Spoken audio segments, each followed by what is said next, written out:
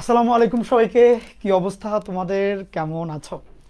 আমরা আজকে higher math second পেপারের জটিল সংখ্যা অধ্যায়ের লেকচার 6 শুরু করছি। আজকের লেকচারে বলা যায় আমাদের এই অধ্যায়টা অর্ধেক মতন হয়ে যাবে, অর্ধেক মতন কমপ্লিট হয়ে যাবে। আমরা আশা করছি 10 লেকচারের মধ্যে শেষ হয়ে যাবে। তারপরেও আমরা অ্যালাওয়েন্স আরও 2টা লেকচার চিন্তা করছি, যে যদি আমাদের ধরো আরও একটু সময় লেগে যায় আর কি। তো 10 থেকে 12টা লেকচার, তাহলে আমাদের অর্ধেক লেকচার শেষ হয়ে যাচ্ছে ইনশাল্লাহ আজকে। তো আমরা অলরেডি অনেক কিছু পড়ে ফেলেছি জটিল সংখ্যার উপরে। বিগত 5 লেকচারে যা কিছুই তুমি শিখেছ, যদি তোমার এগুলো সম্পূর্ণরূপে ক্লিয়ার হয়ে থাকে এবং তোমার দক্ষতা ভালো থাকে, মানে ভালোভাবে তুমি যদি ম্যাথগুলো করতে পারো, সেই ক্ষেত্রে তুমি বুঝবা যে জটিল সংখ্যা থেকে যাই কোশ্চেন আসুক না কেন তুমি অনেকখানি পেরে যাবা। বলা যায় যে 70% পেরে যাবা ইনশাল্লাহ। ইম্পর্টেন্ট টপিকগুলোই করাই ফেলেছে অলরেডি শুরুর দিকে, বুঝছো? মানে শুরুতে যেগুলো ছিল খুব ইম্পর্টেন্ট, এবং পরেও ইম্পর্টেন্ট জিনিসপাতি আছে অ্যাকচুয়ালি। অমনেই তো মিলাই ঝিলাই পড়াচ্ছি। এখন শোনো, আজকের ক্লাসটা একটু স্পেশাল। আজকের ক্লাসের চাইতে তোমরা তো 26 ব্যাচ, আজকের দিনটা তোমাদের 25 এবং 26 ব্যাচের জন্য স্পেশাল। তোমরা যেহেতু 26, তো তোমাদের সাথেও কথাটা শেয়ার করি কেন আজকের দিনটা স্পেশাল। স্পেশালিটির কারণটা হচ্ছে গত রাতে বুয়েট ভর্তি পরীক্ষার রেজাল্ট দিয়েছে। এখন বুয়েট ভর্তি পরীক্ষার রেজাল্ট দিয়েছে 24 ব্যাচের। তো এখানে তোমার জন্য কেন স্পেশাল হবে, 24-এর জন্য না স্পেশাল হবে? খেয়াল করো, 24-এর যে রেজাল্টটা আজকে দিল, পরবর্তী বছর কাছাকাছি কোনো একটা দিন, হয়তো বা রোজার আগে এরকম কোনো একটা দিনে 25 ব্যাচেরও রেজাল্ট দিবে, সেম রেজাল্টটা। এর পরের বছর কিন্তু তোমার রেজাল্ট সিমিলার কোনো একটা দিনে। এখন এই কথাটা কেন বললাম, তোমার জন্য কেন স্পেশাল সেটা বলার জন্যই বলছি, যে আজকে অনেক ভালো স্টুডেন্ট খুব ভালো করেছে বুয়েটে, এছাড়াও রুয়েটের রেজাল্টও দিয়েছে একই রাতে।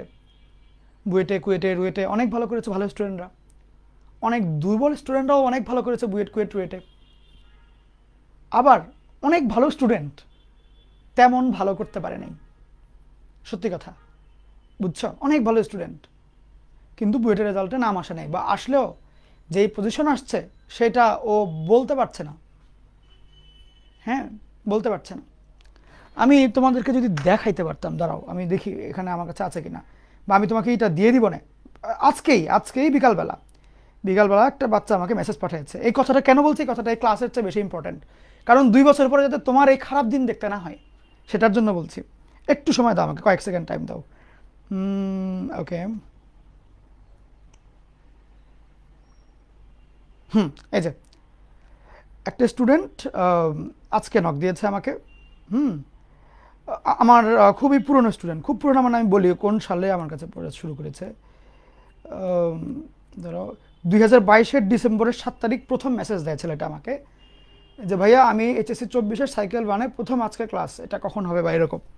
2022-এর, দিস ইজ 2025, 22-এর ডিসেম্বরের 7 তারিখ প্রথম মেসেজ দেয়। এরপরে ও প্রথম কোর্সে ভর্তি হয় হচ্ছে, প্রথম পেইড কোর্সেও প্রথম ভর্তি হয় হলো এপ্রিলে আমি মানে 22-এর পেইড কোর্স আনি, সরি 24-এর পেইড কোর্স আনি, প্রথম ভর্তি হয় এপ্রিল মাসে। আজকে হলো তোমার 25-এর ফেব্রুয়ারি শেষের দিকে। তো এখনও আমাকে নক দিয়েছে। তো বললো যে আসসালামু আলাইকুম ভাই, আপনার সবগুলো একাডেমি সাইকেলেছিলাম, চুয়েটে 380তম হয়েছি। ছেলে কিন্তু ভালো স্টুডেন্ট। ছেলে মানে কোন লেভেলে ভালো স্টুডেন্ট আমি বলি, ছেলে হচ্ছে বুয়েটে ইজিলি টপ 100-এ ঢুকতে পারবে এরকম লেভেলের স্টুডেন্ট, মানে ইজিলি, মানে এটা আর কি ওর জন্য খুব দুঃসাধ্য ব্যাপার হবে না। ও আর কি ঠিকঠাক মতন পড়াশোনা যেমনি করছে অমনি করলে ও টপ 100-এ ঢুকে যাবে বুয়েটে, একটুকু আমি আশাবাদী। এখন ছেলে বুয়েটের রেজাল্টের দিন আমাকে নক দেয় নাই, দিল আজকে বিকালবেলা নক দিয়ে বলে ভাই আমি চুয়েটে 380তম। এরপরে ও যে মন খারাপ সেটা প্রকাশ করছে। তোমার বলতে পারো ভাই চুয়েটে 380 ভালো ভালো পজিশন, বাট ওর আসলে বুয়েট টপ 100-এ হওয়ার কথা। তো এই জন্য ওর কাছে মন খারাপ লাগছে যে এখন চুয়েটে পড়তে হবে, মানে ও তো বুয়েট হয়ে যাওয়ার কথা এবং একদম টপে ঢোকার কথা বুয়েটে। তো বললো ভাই একাডেমিক লাইফে আপনার কাছে এগুলো করেছি, ম্যাথমেটিক্স করেছি, এরপরে অ্যাডমিশনে আর তেমন কিছু পড়ি নাই। এটা হচ্ছে ওর ভাষ্যটা, বুঝছো? অ্যাডমিশনে আর তেমন কিছু পড়ি নাই। আমি বললাম যে হ্যাঁ এই তো তুমি 22 সাল থেকে পড়ছো, এসে অনেক কিছু বললাম। এখন বললো যে ভাই অ্যাডমিশনে প্র্যাকটিস না করে ধরা খেয়েছি, মানে এটা আমি আমার ভাষায় বললাম, ওর ভাষাটা একটু ছিল, বাট এটাই বললো।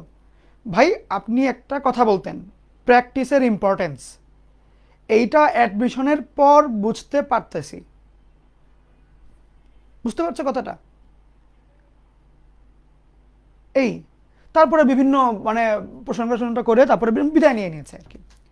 তাহলে এই যে দেখো, এই ছেলেটা যে পড়াশোনা করেনি তা না কিন্তু, রেজাল্ট ভালো আসছে তা না কিন্তু, মানে খারাপ আসছে তা না কিন্তু, চুয়েটে 380তম হয়েছে মানে ও চুয়েটের যে কোনো সাবজেক্ট পাবে। বাট ছেলেটা আসলে বুয়েটের জন্য মন খারাপ। বিকজ ও নিজেও জানে যে ও আসলে বুয়েট ডিজার্ভ করে এবং বুয়েটের একদম টপ 100 বা টপ 50 এরকম পজিশন ডিজার্ভ করে। এখন খেয়াল করে দেখো, ও একাডেমিক লাইফে ভালো পড়াশোনা করেছে, অ্যাডমিশনের টাইমেও দেখে যে বই তো আমার কমপ্লিট, আমি তো সব কিছু মোটামুটি পারি। ও প্র্যাকটিসের দিকে খুব একটা ফোকাস করে নাই।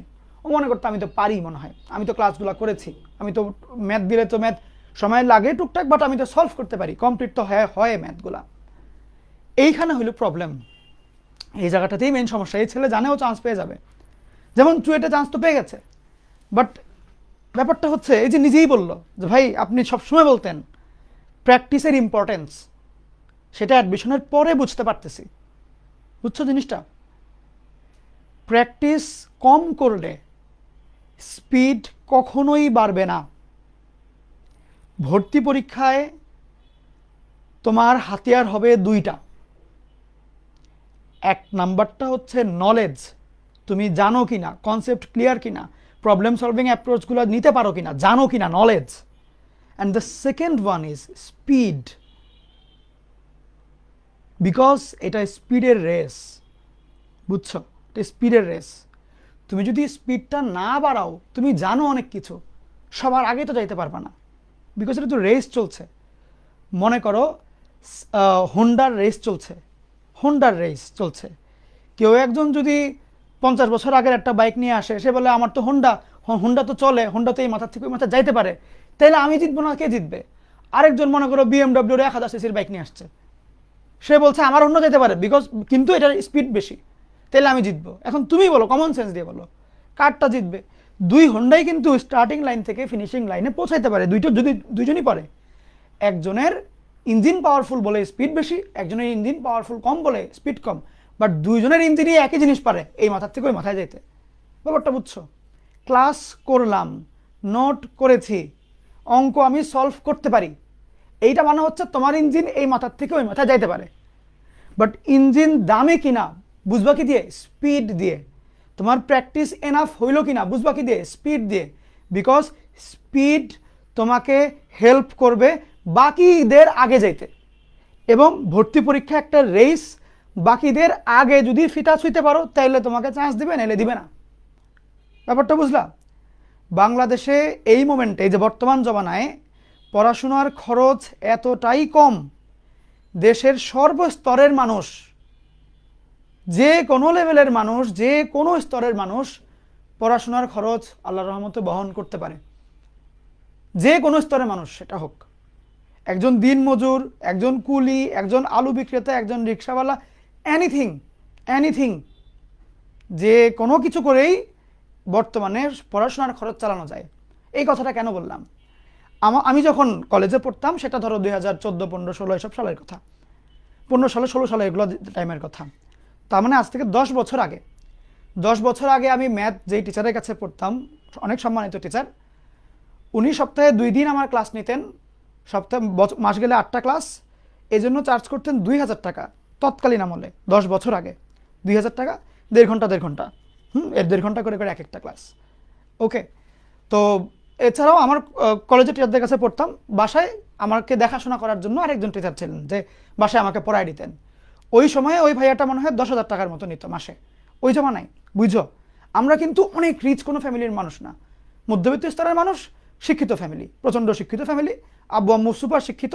তারা জানে যে আমরা কম খেয়ে হইলেও ছেলেকে পড়াশোনার পিছনে টাকা খরচ করলে এটা ছেলের ভবিষ্যৎ গড়ে দেওয়া হইলো।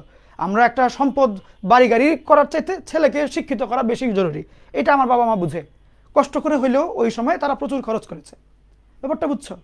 তাহলে বুঝো, এই অঙ্ক করছি, তোমার এখানে দেখো কত খরচ, তোমার কোচিংয়ের টিচারের কাছে খরচ, আবার বাসার টিচারের কাছে খরচ, এবং প্রত্যেক মাসেই দেখা যেত এইটা 15,000 ক্রস করতো, 20,000 ক্রস করতো। ওভারঅল আমার ধরো যাতায়াত সহ কলেজ বেতন, সবগুলো কোচিংয়ের বেতন, বাসার ভাইয়ার খরচ, বই খাতা কেনার খরচ, ওভারঅল 20,000 ক্রস করে ফেলতো। ওকে, অনেক বড় একটা অ্যামাউন্ট আমার বাবার জন্য, অনেক বড় একটা পার্সেন্টেজ এটা নিজের বেতনটার। ওকে, সে প্রচণ্ড সৎ মানুষ, 1 টাকা এদিক সেদিক কিছু না, প্রচণ্ড সৎ মানুষ, বাট কত কষ্ট করে এটা করতে হইতো। এখন ওই সময় বসে বসে আমি চিন্তা করতাম যে আমার বাবার কিছু ইনকাম আছে বলে সে এটা খরচ বহন করতে পারছে, বাট যেই ছেলেটা গ্রামে বসা ও কেমনে এটা বিয়ার করবে? তাইলে ওই সময়ে ব্যাপারটা কিন্তু আনফেয়ার ছিল, আনফেয়ার ছিল কিন্তু এটা। ওকে, এটা আনফেয়ার ছিল। এবং দেখা যেত যে তুমি যে কোনো ওই জমানায় ধরো 10-12 বছর আগে তুমি যে কোনো ইউনিভার্সিটি, পাবলিক ইউনিভার্সিটি তুমি যদি ধরো, সবাই বলতো যে পাবলিক ইউনিভার্সিটিতে মানে গরিব মানুষের ছেলেমেয়েরা পড়ে না। পাবলিক ইউনিভার্সিটিতে আসলে ওয়েল টু ডু ফ্যামিলির ছেলেমেয়েরা পড়তো তখন, সত্যি কথা যেটা। মানে ওয়েল টু ডু মানে হলো তোমার যে মানে খেয়ে পড়ে ভালো আছে এরকম, অনেক বড় লোক বলছি না, বাট মানে খেয়ে পড়ে ভালো আছে এরকম। ওকে, আমার মনে পড়ে পেপারে আমি একটা আর্টিকেলও এরকম দেখেছিলাম যে 50%-এর মতো মানুষ হচ্ছে গিয়ে খুব ভালো, খুবই সচ্ছল ফ্যামিলির। ওকে, এরকম ছিল। তাহলে কথা হচ্ছে কেন? বিকজ যাদের ভালো আর্নিং ছিল, যাদের ফ্যামিলি স্ট্রং ছিল ফিনান্সিয়ালি, তারাই দেখা যেত যে বড় বড় টিচারদের কাছে পড়াইতে পারতো, ভালো ভালো টিচার রাখতে পারতো, ভালো ভালো দামি বই খাতা ক্যালকুলেটার কিনে দিতে পারতো, ছেলেমেয়েরা ভালো পড়াশোনা করতো। আর যারা নাকি একদম প্রত্যন্ত অঞ্চলে ছিল, হ্যাঁ হইতে পারে তাদের টাকা পয়সাও আছে, বাট তারা টিচারই পাইতো না তখন, যে কার কাছে পড়বো, গাইডলাইনই নাই কোনো, বুঝছো? তাহলে আমাদের জমানায় এই দুইটা বড় ব্যারিয়ার ছিল। একটা হচ্ছে গিয়ে যে কোথায় থাকে, ওইখানে ভালো টিচার আছে কিনা, দ্বিতীয়ত হচ্ছে ফিনান্সিয়াল, যে 10 বছর আগে যদি একটা বাচ্চার পিছনে মাসে 15 থেকে 20 হাজার টাকা খরচ হয়, হ্যাঁ সেই ক্ষেত্রে তুমি বুঝতে পারছো এটা কত বড় একটা খরচ। আজ থেকে 10 বছর আগে মানুষের ইনকাম রেঞ্জ কীরকম ছিল, তাহলে এই 15 থেকে 20 হাজার টাকা কত বড় একটা খরচ। এবং এটা আমার কোনো ডেমেট যে কোনো মানে ম্যাক্সিমাম স্টুডেন্ট ধরো 8-10 হাজার টাকা তো ইজিলি খরচ যেত, 10,000-12,000 টাকা ইজিলি খরচ যেত। ওকে, এটা অ্যাভেলেবল, সবারই মোটামুটি 10-12 হাজার টাকা খরচ হচ্ছেই, সেটা হোক হোস্টেলে থাকার কারণে, হোক প্রাইভেট টিচারদের কারণে। কলেজের বেতন ছিল 1200 টাকা বা 1600 টাকা এরকম কিছু একটা, যেটুকু মনে পড়ে, তো মানে ভালো খরচ যাইতো তখন। ওকে, তাহলে দেখো এই যে জিনিসটা, এই যে আমাদের সময় ব্যাপারটা কিন্তু আনফেয়ারই হইলো আসলে। গরিব মানুষের ছেলেমেয়েরা পড়তে পারছে না, তারপরে যারা নাকি প্রত্যন্ত অঞ্চলে থাকে ওরা পড়তে পারছে না, তো যারা পারছিল তখন পড়তে তারা একটা আনফেয়ার অ্যাডভান্টেজ পাইতো। তো এতে করে তোমার দেখা যেত কম্পিটিশন অনেকটাই কমে গেছে। মানে অনেককে হচ্ছে গিয়ে দৌড় দেওয়া শুরু করার বেশ কিছুক্ষণ পরে বাসি ফু দিয়েছে, অনেকে আগেই দৌড় প্রতিযোগিতা আগাইছিল, এরকম হয়েছে আমাদের সময়। বাট এখনকার তুমি যদি কথা চিন্তা করো, এখন আমি বলবো এই জমানার যেই কম্পিটিশনটা, এটা অনেকটাই ফেয়ার, অনেকটাই ফেয়ার। পুরো হায়ার ম্যাথ সেকেন্ড পেপার তুমি আমার কাছে পড়ো জাস্ট 2000 টাকায়, কেউ কেউ তো শুরুর দিকে 1500 টাকা দিয়ে ভর্তি হয়েছে। এই টাকায় আমরা ওই সময় অফলাইনে 1 মাসও পড়তে পারতাম না, 1 মাসের বিল ছিল 2000 টাকা। তুমি 1500 টাকায় ফুল সেকেন্ড পেপার পড়ো, এবং এরকম প্রফেশনাল লেভেলে কন্টেন্ট দেখে তোমরা বুঝতে পারো। তো তোমরা কলেজের টিচারদের কাছে পড়ো, কোচিংও 2-4 জনের কাছে তো গিয়েছো অন্তত পক্ষে, বা ফিজিক্স কেমিস্ট্রি হলেও তো পড়ো, বুঝতে পারো তো কোন লেভেলের প্রফেশনাল কন্টেন্ট এগুলো। সো এরকম তোমরা কন্টেন্ট পাও পুরা টোটাল সেকেন্ড ইয়ার জাস্ট 1500 টাকায়। এটা যে কোনো লেভেলের মানুষ যদি 1-2 মাসও খাটে ইনকাম হয়ে যাওয়ার কথা। মানে দিনে যদি 50 টাকাও কেউ ইনকাম করে, তাও তোমার হচ্ছে গিয়ে 2 মাস খাটলে 1500 টাকা, বা মানে বুঝতে পারছো জিনিসটা, 1 মাস খাটলেও চলে আসে এই টাকাটা, দিনে 50 টাকা ইনকাম করলেও। এই 50 টাকা তুমি যে কোনো কিছু করে করতে পারবা সারাদিনে। ওকে, সো এটাই, পড়াশোনা এখন কারোর জন্যই কোনো ব্যারিয়ার না। এই কারণে আবার এলাকা, তুমি মনে করো টেকনাফ বসে আছো, তেঁতুলিয়া বসে আছো, গ্রামে বন জঙ্গলে বসে আছো, সেখানেও তুমি অনলাইনে ক্লাসগুলো করতে পারবা, সেখানেও তুমি একদম টপ নোচ লেভেলে পড়াগুলো শিখতে পারবা।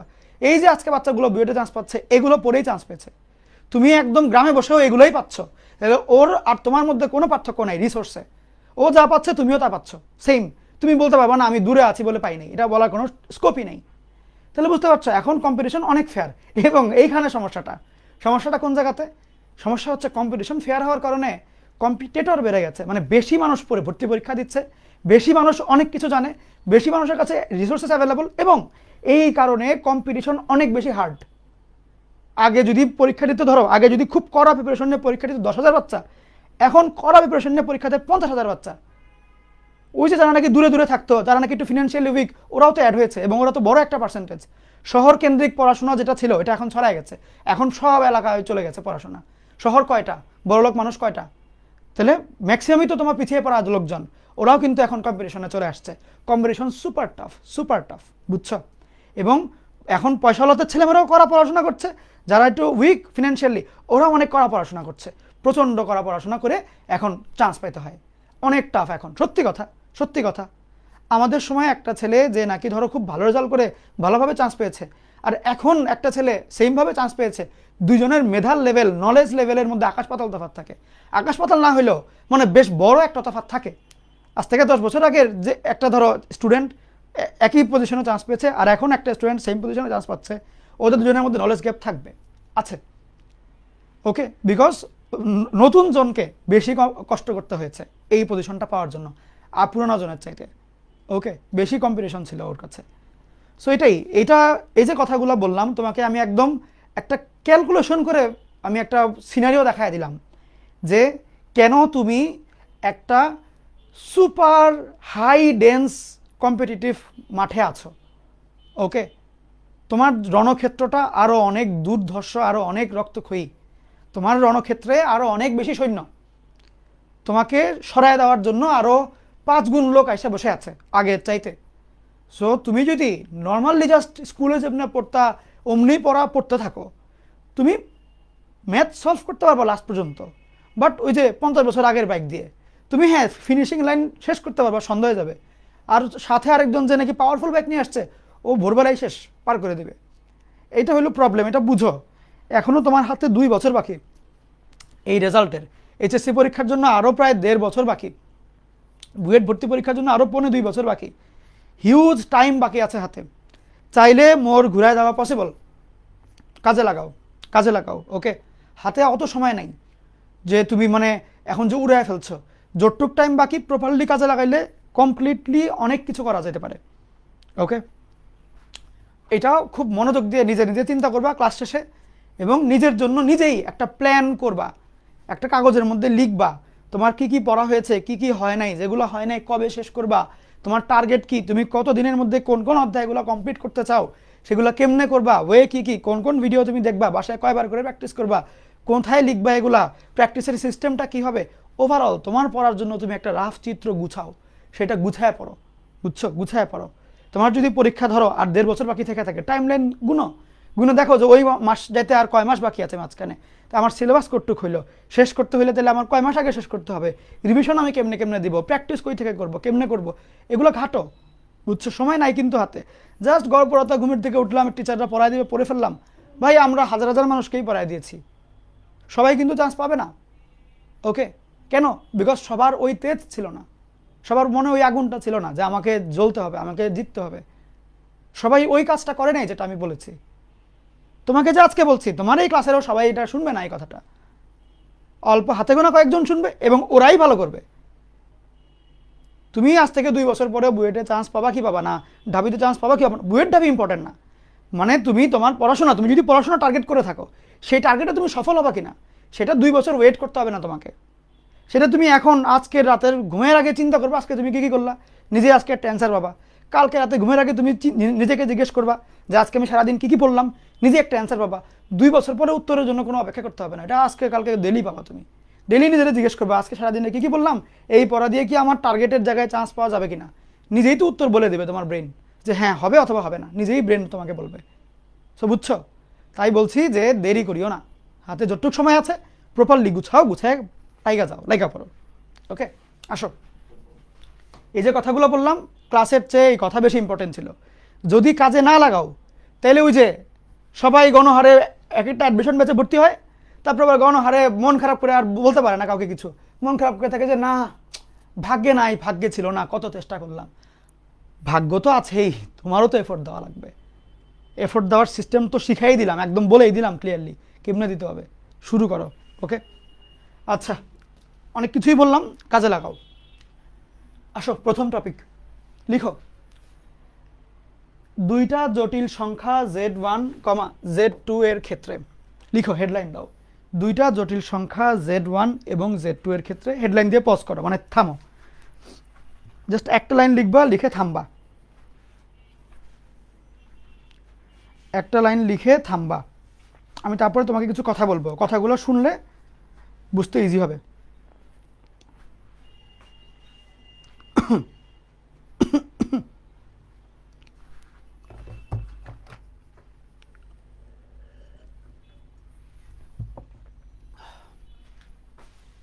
এখন একটু মনোযোগ দিয়ে শোনো। দেখো এগুলো কি লেখা আছে দেখার দরকার নেই, তুমি জাস্ট এটার দিকে একটু তাকাও। যদি আমি তোমাকে বলি 2 প্লাস 3i এর মডিউলাস, তুমি কি করবা? এমনি লিখবা না 2 স্কোয়ার প্লাস 3 স্কোয়ার এর রুট, এমনি তো লিখবা নাকি? যদি আমি তোমাকে বলি 2 plus 3i into 2 plus 5i এইবার মডুলাস, তুমি তাহলে কি করবা? তুমি আগে এই দুইটাকে গুণ করবা। আমি তোমাদেরকে শিখাই দিয়েছি ক্যালকুলেটারে কেমনে গুণ করতে হয়, তুমি অমনে ক্যালকুলেটারে গুণ করবা। আগে কমপ্লেক্স মোডে নিবা, নেওয়ার পরে 2 plus 3i into 2 plus 5i complex মোডে নিয়ে গুণ করলা। গুণ করলে গুণ ফল আসছে -11 প্লাস 16i, এটা আসছে। এরপরে তুমি এই 11 স্কোয়ার প্লাস 16 স্কোয়ার এই রুট এমনি করলে উত্তর আসবে। এটাই তো তুমি করো নর্মালি। এখন শুনো, ব্যাপারটা হচ্ছে যে একটা জটিল সংখ্যা থাকলে আমি খুব সহজে ওর মডুলাস বের করতে পারি। মডুলাস কি ছিল? মূলবিন্দু থেকে দূরত্ব। তাহলে কেমনে করি? বাস্তব স্কোয়ার অবাস্তব স্কোয়ার এমনি করে করি, তাই তো? আচ্ছা, এটা কোন ক্ষেত্রে আমি এমনি করি? যখন জটিল সংখ্যা একটা থাকে। যদি দুইটা থাকে তাহলে আমি সহজে করতে পারছি না। কেন? কারণ আমি একটার জন্য জানি।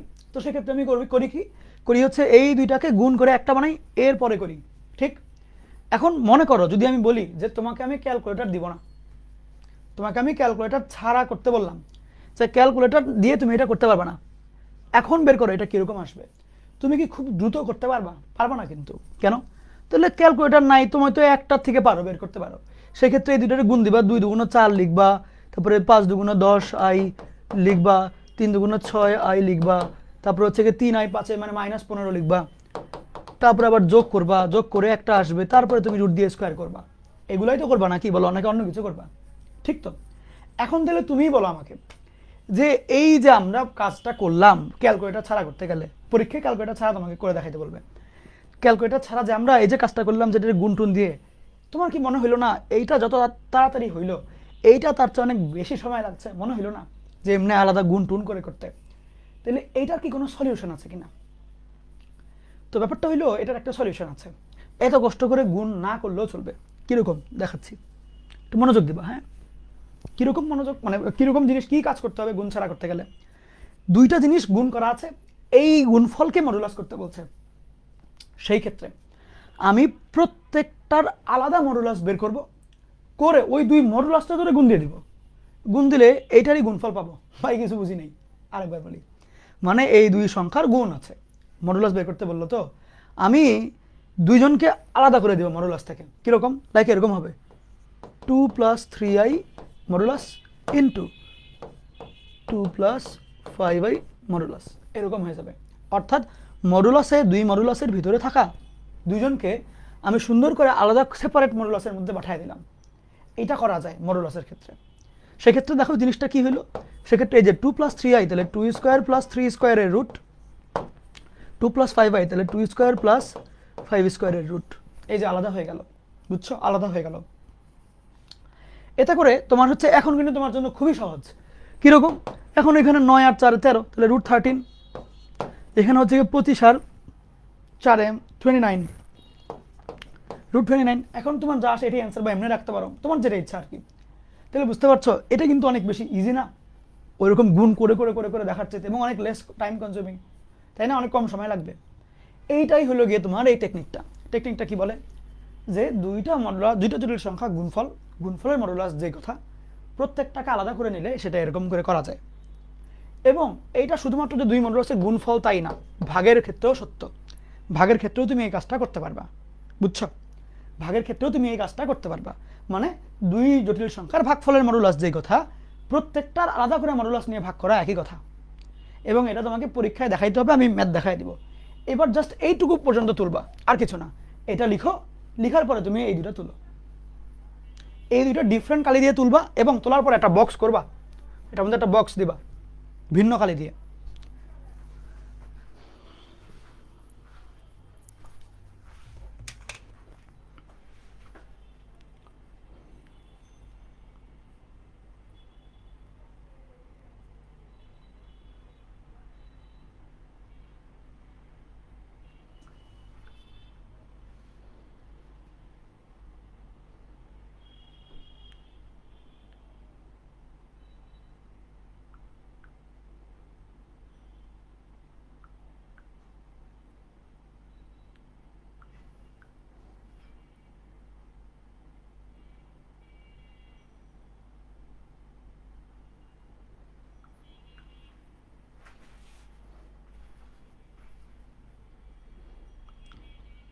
এটুক লিখে এই দুটো লিখবা।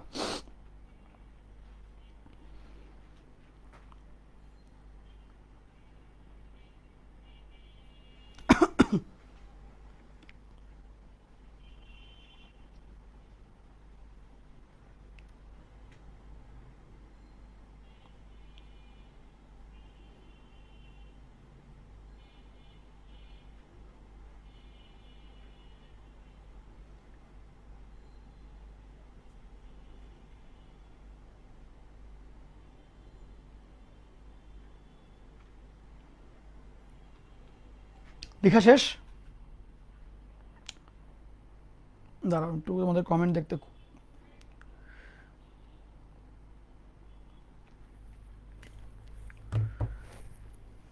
এখন এদিকে তাকাও, এটা তো গেল তোমার মডুলাস নিয়ে।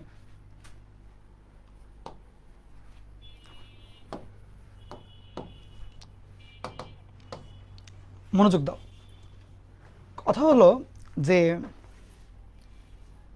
যদি এই সেম কাজ আমি আর্গুমেন্টের জন্য করতাম, যেমন দেখো 2 + 3i, এটার যদি আমি আর্গুমেন্ট নেই আসবে কত? tan ইনভার্স 3/2, এটা আসবে। তো এখন মনে করো যদি আমি বলি 2 + 3i ইন্টু 2 + 5i, এই টোটাল জিনিসটার আর্গুমেন্ট লাগবে।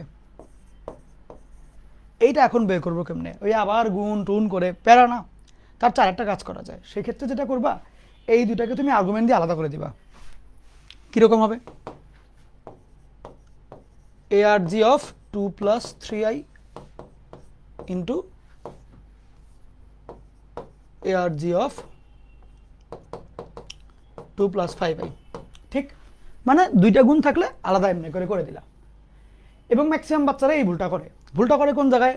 মডুলাসে যেরকম এখানে গুণ থাকলে এখানেও গুণ দিয়ে রাখে, আর্গুমেন্টের মধ্যে এখানে গুণ থাকলে এখানে গুণ দিয়ে রাখে। বাট মাথায় রাখতে হবে আর্গুমেন্ট অনেকটাই লগারিদমের মতো আচরণ করে।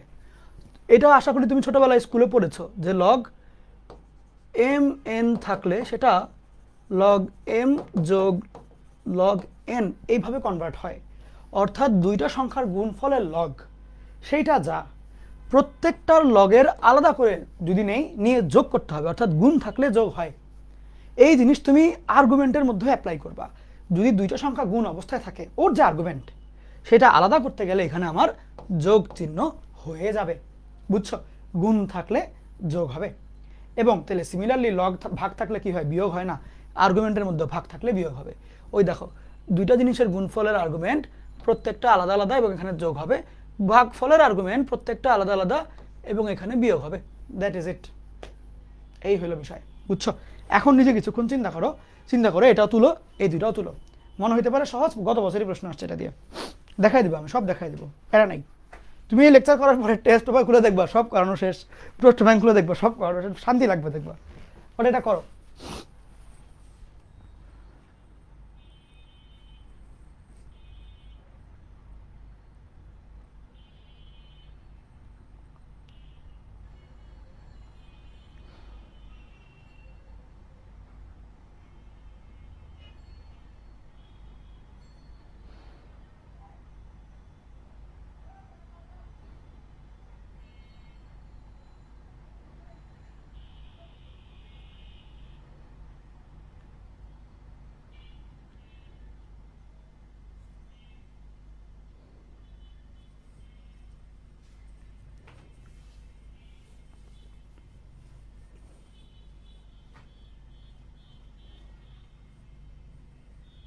কমপ্লিট সবার?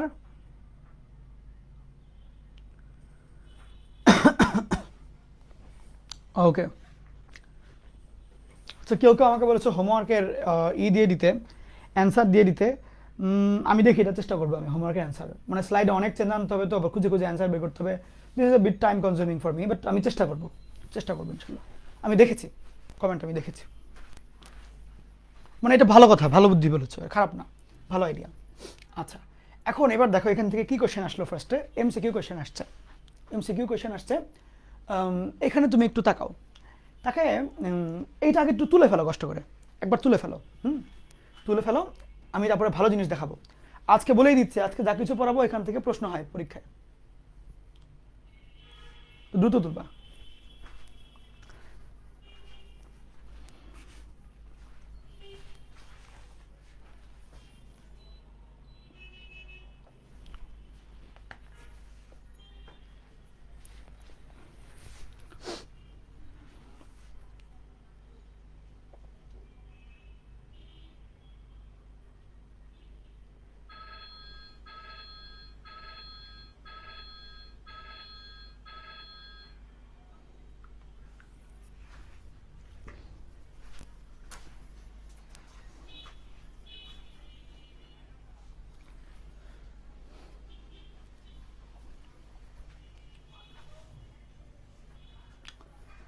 আসো শুরু করি।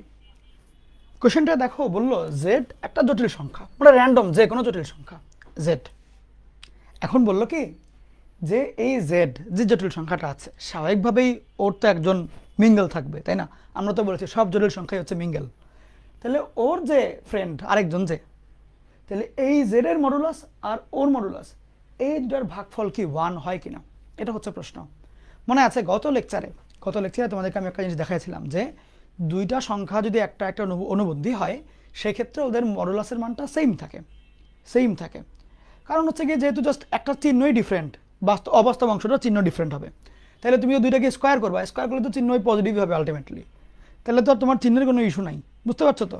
যেমন z equal to a plus ib, z bar equal to a minus ib, তাহলে এটার যেই z এর modulus a square plus b স্কোয়ারের রুট, এটার যেই z বারের মডুলাস এটাও তো a square plus minus b স্কোয়ারের রুট, মাইনাস স্কোয়ার করলে তো প্লাসই হলো, ইকুয়াল হলো না? তাহলে দুইটা সেম দুইটা ইকুয়াল জিনিসকে ভাগ করলে কি 1 আসে না? আসে তো। আচ্ছা আসলো, একটা ব্যাপার গেল। এইটা গত লেকচারে করাইছিলাম, কি জিনিস দেখো, যদি তুমি এমন করো যে এই যে দুইটা অনুবন্ধী জটিল সংখ্যাকে গুণ করবা, দুইটা অনুবন্ধী জটিল সংখ্যাকে তুমি যদি গুণ করে ফেলো, দুইটা অনুবন্ধী জটিল সংখ্যাকে তুমি যদি গুণ করো a square plus b square আসবে। এখন এইটাকে কি আমরা যে কোনো একটার মডুলাসের স্কোয়ার বলতে পারি? লাইক হ্যাঁ, জেড বারের মডুলাসের স্কোয়ার করলে তো এটাই আসে, তাই না?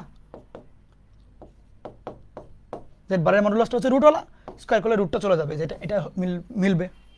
দেখো তো এটা কি মিলানো যায়? লিখিও না, আগে দেখো মিলে না। আচ্ছা, সেকেন্ড পার্ট, দুইটা জটিল সংখ্যার ভাগফলের আর্গুমেন্ট, প্রত্যেকটার আলাদা আর্গুমেন্টের বিয়োগ ফলের সমান হবে না, আর্গুমেন্ট ভাগ থাকলে বিয়োগ হয়। তাহলে এইখানে হচ্ছে গিয়ে প্লাস চিহ্ন দেওয়া ভুল দিয়েছে না? তাহলে আমার এই 3 নম্বরটা কাটা, তাহলে 1 ও 2 হবে উত্তর। দেখো তো বুঝলা কিনা? এখন বলতে পারো ভাই আপনি তো সলভ করে দেখাইলেন। ব্যাপারটা হচ্ছে না, আমি সলভ করে দেখাই নাই, আমি তোমাকে এটা শিখতে বলেছি, মানে তুমি মনে রাখবা জিনিসটা এবং বুঝে তোমার ভিতর থেকেই ফিলিংস আসতে হবে যে যে কোনো দুইটা অনুবন্ধী জটিল সংখ্যার মডুলাসের ভ্যালু সেম থাকে। এই জিনিসটাকে তুমি আরও একটা ভাবে চিন্তা করতে পারো, এটা একটু ইঞ্জিনিয়ারিং স্টাইল, বাট এখন বলে রাখি, তুমি একটু শুনো। এটা আমি একদম শুরু যেদিন আর্গন্ট চিত্র পড়াইছিলাম সেই দিনও বলেছিলাম যে একটা জটিল সংখ্যা যদি জেড হয় তার প্রতিরূপী জটিল সংখ্যাটা হবে, মানে জটিল সংখ্যার প্রতিরূপী বিন্দুটা, না ভুল বললাম, অনুবন্ধী জটিল সংখ্যাটার প্রতিরূপী বিন্দু সেটা হবে এক্স অক্ষের সাপেক্ষে বা বাস্তব অক্ষের সাপেক্ষে একটার প্রতিবিম্ব। তার মানে হচ্ছে অনুবন্ধী দুইটা জটিল সংখ্যার প্রতিরূপী বিন্দুগুলা সেগুলা বাস্তব অক্ষের সাপেক্ষে প্রতিবিম্ব হয়। যেহেতু প্রতিবিম্ব, সেক্ষেত্রে এইটার থেকে এটার যা দূরত্ব এইটার থেকেও এটার সেম দূরত্ব হবে না। কেন? স্কুলে থাকতে তুমি ফিজিক্সের মধ্যে পড়েছিলা যে একটা দর্পণ হতে লক্ষ্যবস্তু এবং প্রতিবিম্বের দূরত্ব সমান, পড়েছিলাম, প্রমাণও করতাম। আমি তো করতাম প্রমাণ, ছোটবেলায় পরীক্ষায় আসতো ফিজিক্সে। তাহলে যদি লক্ষ্যবস্তু এটা হয়, লক্ষ্যবস্তু মানে দর্পণ এটা হইলে এই পয়েন্ট থেকে লক্ষ্যবস্তু আর প্রতিবিম্বের দূরত্ব সমান হবে না? যে দূরত্ব সমান জিনিস ইকুয়াল। দেখো আমরা এভাবে করে জ্যামিতিক উপায়েও চিন্তা করতে পারি যে এখান থেকে এটার দূরত্ব ইকুয়াল দুই জিনিস ভাগ করলে 1। আবার ম্যাথমেটিক্যাল উপায়েও চিন্তা করতে পারি, বীজগাণিতিক উপায়ে। তাহলে জ্যামিতিক উপায়েও চিন্তা করা যায়, বীজগাণিতিক উপায়েও চিন্তা করা যায়। আচ্ছা, দ্বিতীয়ত এইটা গত লেকচারে দেখাচ্ছি, আজকের লেকচারে আবারও দেখাই দিলাম। এই যে চিন্তাগুলো একটু করে রাখতে হবে। অ্যান্ড এটা তো মাত্রই পড়লা যে বিয়োগ হবে আর কি। তাহলে এই হচ্ছে প্রসেস। তুলো, সুন্দর মতন তুলো এবং ভালো মতন প্র্যাকটিস করো।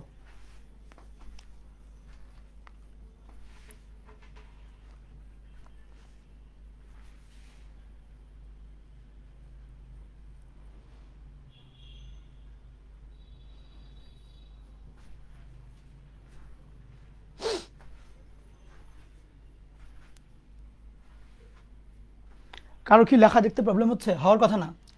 আমি লেখা প্রচণ্ড, আচ্ছা লেখার যদি কারো প্রবলেম হয় এখানে ক্লিক করবা, ভিডিওতে ক্লিক করার পরে আবার ক্লিক করবা, করলে নিচে একটা এরকম আসবে মেকানিক্যাল হুইল, মানে ঘুরবে, ওইটাতে দিয়ে কোয়ালিটি দিবা 720p, তাহলে ক্লিন হয়ে যাওয়া উচিত আর কি। আমার এখানে সুপার ক্লিন লেখা হচ্ছে, সুপার ক্লিন। ফোকাস খুব ভালো মতন ক্লিয়ার। যাদের নাকি লেখা পড়তে সমস্যা হচ্ছিল তারা একটু 720p দিয়ে দেখো।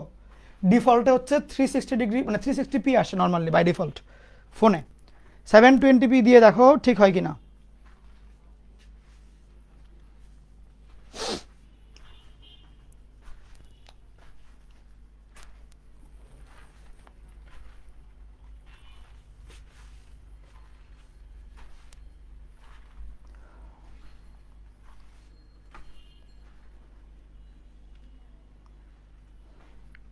দেখা যাচ্ছে? হ্যাঁ ঠিক আছে। আমার ফোনে একদম ক্লিন দেখা যাচ্ছে, ছোট স্ক্রিনেও দেখা যাচ্ছে, আর ফুল স্ক্রিন করলে তো দেখা যাবেই। এইবার হচ্ছে এই অঙ্কটা আসছিল 23 সালে, মানে লাস্ট বোর্ড পরীক্ষাতেই আসছিল, প্রমাণ করতে বলে দিয়েছে এই জিনিসটা। তুলো,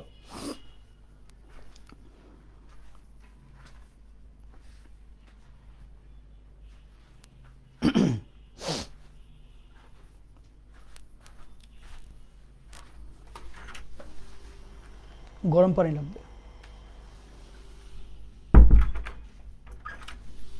ফ্লাস্কে লাগবে।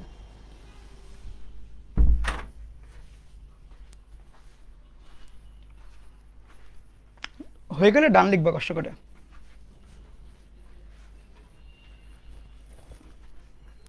আজকে আমার মনটা অনেক ভালো, অনেকগুলো বাচ্চা চান্স পেয়েছে আল্লাহর রহমতে। 4টা মাসের খাটনি, হ্যাঁ সত্যি সত্যি পিছন দিয়ে, মাথার পিছন দিয়ে চুল পড়ে গেছে আমার। এইবারের ইঞ্জিনিয়ারিং ব্যাচটার পড়ানো শেষ করতে করতে হিউজ প্রেশার গেল, একটা প্রচণ্ড প্রেশার।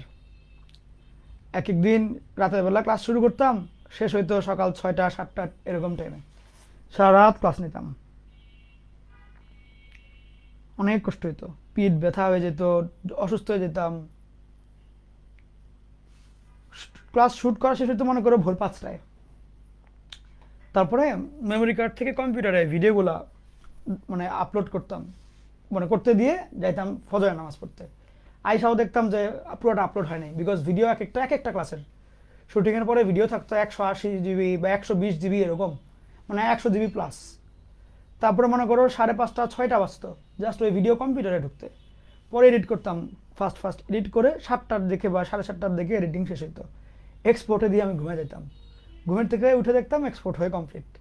তারপরে আমি ওইটা আবার ইউটিউবে আপলোড দিতাম।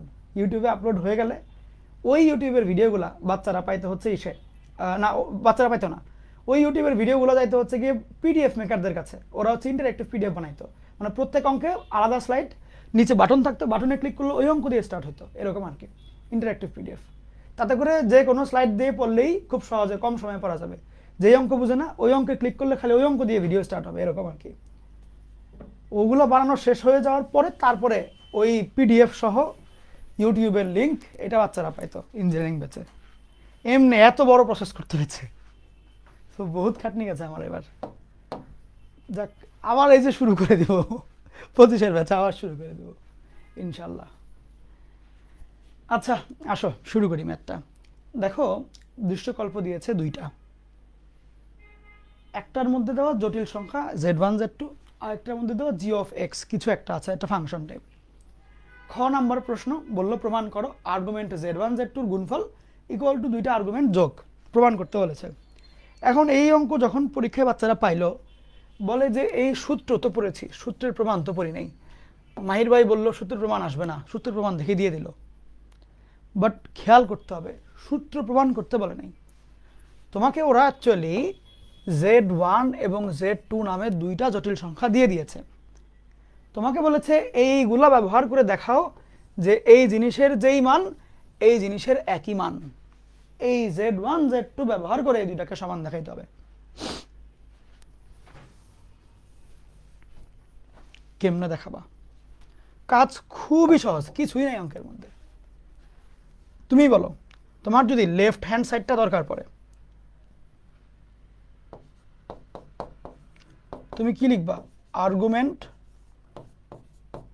Z1 Z2। পরের লাইনে কি লিখবা? আর্গুমেন্ট অফ, ইন্টারমিডিয়েটে কোনো সেকেন্ড ব্র্যাকেট নাই, মাথায় রেখো, সব ফার্স্ট অর থার্ড।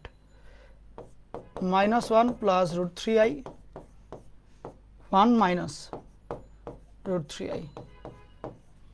এখন এইখানে আর্গুমেন্ট দিয়ে এই দুইটার গুণফল লিখতে হবে না, এখানে গুণফল লিখতে হবে। গুণফল কেমনে লিখবা? সিস্টেমটা কি হবে?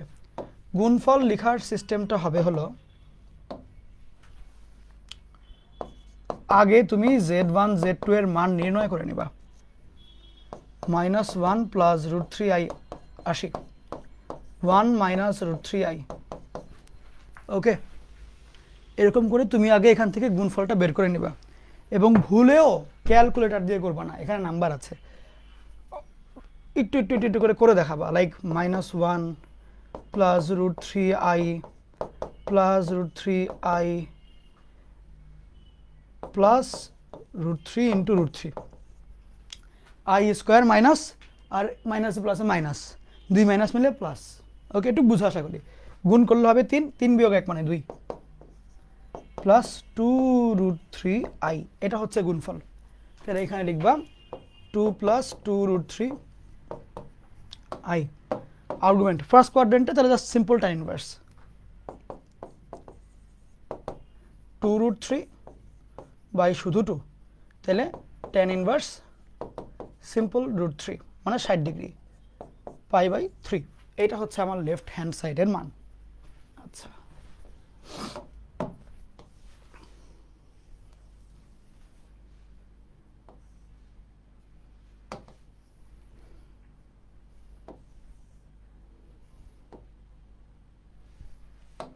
এখন আসো, এখন আমার লাগবে রাইট হ্যান্ড সাইড।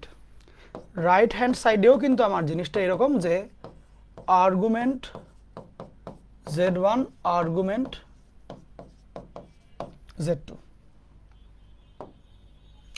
তো আমার আর্গুমেন্ট Z1 এর মানটা তো জানা থাকবে।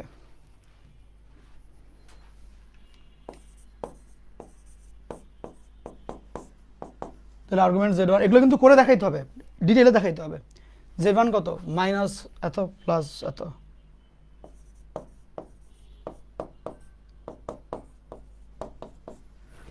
তুমি রাফে একটু করে করলা, মাইনাস প্লাস মানে এখানে এই, তো আমরা একটা লম্বা দাগ দিব। এইটা হবে আমার সিম্পল tan ইনভার্স, বাট আমার লাগবে হচ্ছে থিটার মান হবে এইটা। তাহলে থিটা মান পাইতে গেলে পাই মাইনাস tan ইনভার্স করতে হবে। পাই মাইনাস tan ইনভার্স √3/1। শুধু √3 লিখলে হবে না, √3/1 দেখাইতে হবে। তাহলে এখানে 60 ডিগ্রি, এখানে পাই মাইনাস পাই বাই 60 ডিগ্রি, অর্থাৎ 2π/3। 180 থেকে 60 গেলে 318, ঠিক আছে। সিমিলার ভাবে argument of Z2 equal to argument of Z2 means হলো তোমার 1 মাইনাস √3i।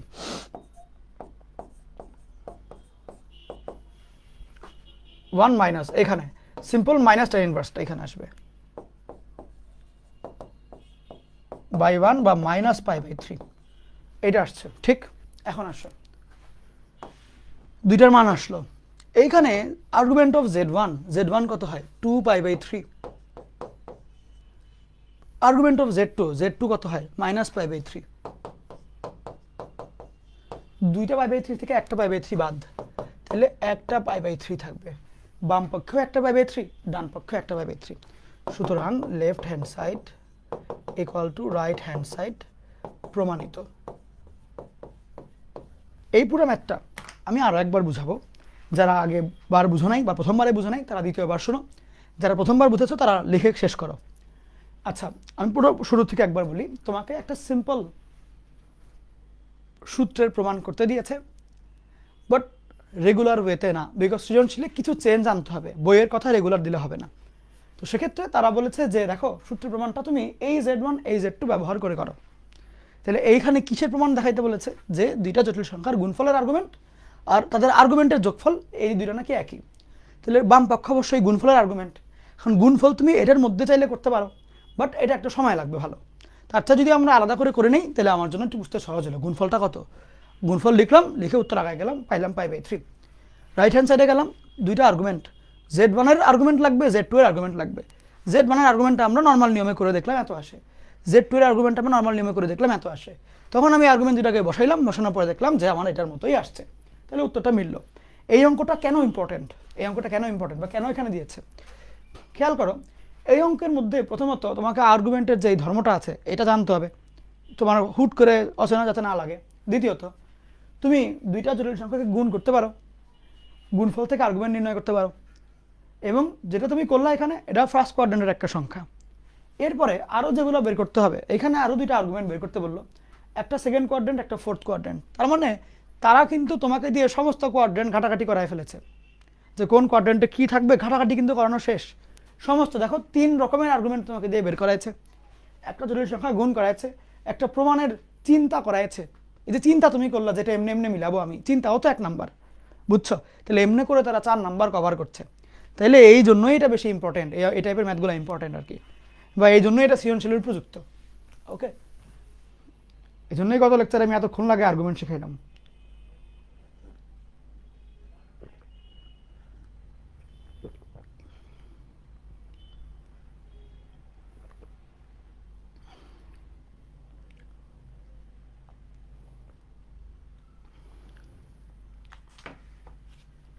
তোলো, দ্রুত তুলবা।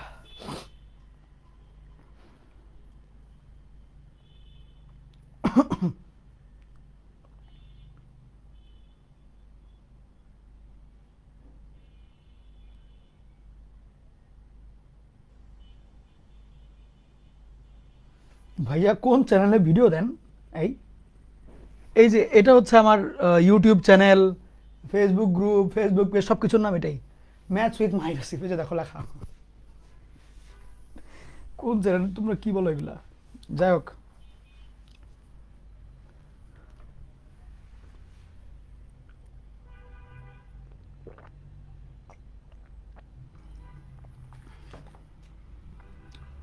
ও তুমি কি ইঞ্জিনিয়ারিং ব্যাচের কথা বলছো? ওইটা তো আর ইউটিউবের চ্যানেলে আমি পাবলিকলি দিই না, ব্যাচের ভিডিও তো প্রাইভেট থাকে, ব্যাচের স্টুডেন্টরা পায়। যাই হোক, ওই শেষ করো, দ্রুত শেষ করো, শেষ হয়ে গেলে ডান লিখবা কষ্ট করে।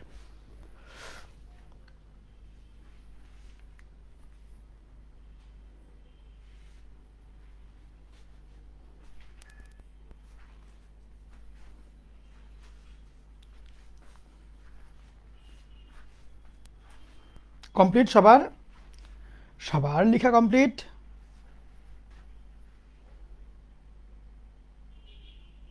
ওকে ওকে,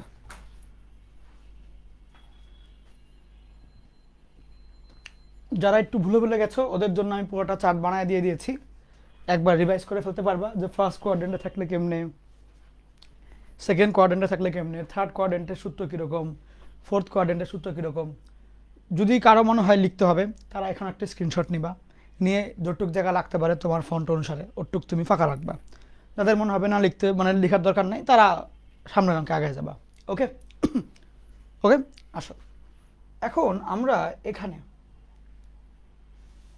আমরা দুইটা অঙ্ক দেখব।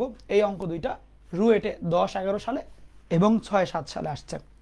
অঙ্ক এখনই তুলতে হবে না, অঙ্ক এখনই তুলতে হবে না। তুমি এখন যেটা করবা সেটা হচ্ছে আগে কিছু কথা আমার কাছ থেকে তুমি শুনবা। কি কথা বলি? এই অঙ্ক করার জন্য কিছু ব্যাক এন্ডের ঘটনা জানা লাগবে, সেটা তুমি আমার কাছ থেকে শুনবা। এটা একটা ব্যাক এন্ডের অঙ্ক। আচ্ছা এমনি দেখি তো, আচ্ছা একটু আমি তোমাকে বলি, যেমন এই অঙ্কটা একটু নিজে নিজে করে ফেলবা যে কি আসতে পারে। ওকে, এখন যদি বলো ভাই উত্তর দিয়ে দেন, আমি দিতে পারি, একটু ঘাটাঘাটি করতে হবে, আমার সময় নিয়ে বিকজ সবগুলো অঙ্ক করে করে করে করে দেখে দেখে তারপরে উত্তর বসাইতে হবে, এটা একটু টাইম কনজিউমিং আমার জন্য। বাট তুমি পারবা, মানে চেষ্টা করো নিজে আর কি অন্তত পক্ষে, এটা একটু নিজে হোমওয়ার্ক করবা। ওকে, সেম স্টাইল, জাস্ট সিম্পল দুইটা আলাদা করে করে যোগ করে দিবা আর কি, একই, আর কিছু নাই। তারপরে দাঁড়াও একটা মিনিট, এই রিলেটেড আর কিছু আছে কিনা একটু চেক দিচ্ছি।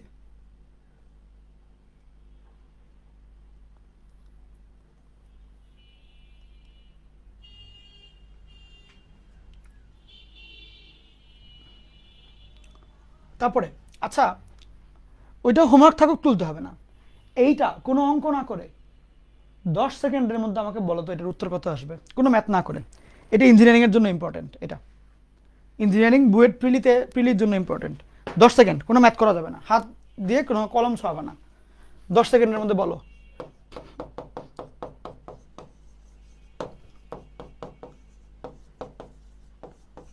এটার সলিউশনটা কি হইতে পারে। 10 সেকেন্ডস অনলি। এবার বলো কি মনে হয় কি হইতে পারে।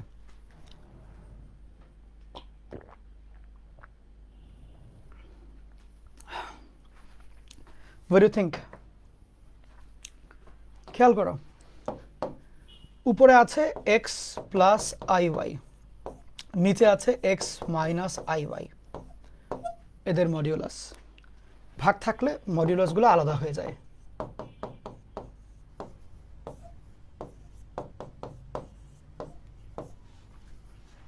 উপরের জন নিচের জন একে অপরের অনুবন্ধী।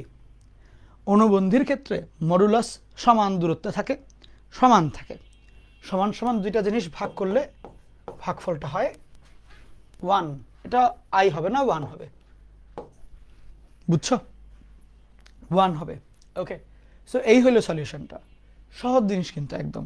ওকে, কেউ যদি এটার জন্য আবার দুঃখ পেয়ে থাকো, ভাই 1 ভুল হইলো, প্যারা নিও না, বাট এটা দেখো আর কি।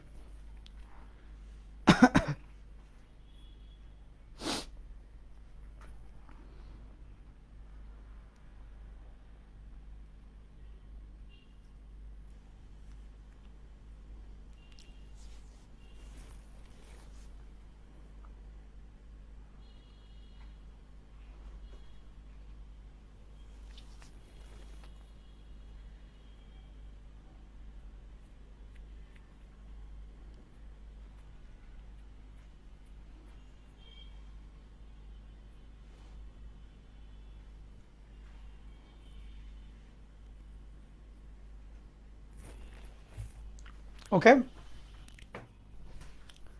এটা গেল, তুলে শেষ করো, এটা তুলে শেষ করো। তুলে শেষ করে ফেলো। আচ্ছা, এটা না হয়ে গেল, দাঁড়াও একটা মিনিট, শেষ করতে থাকো।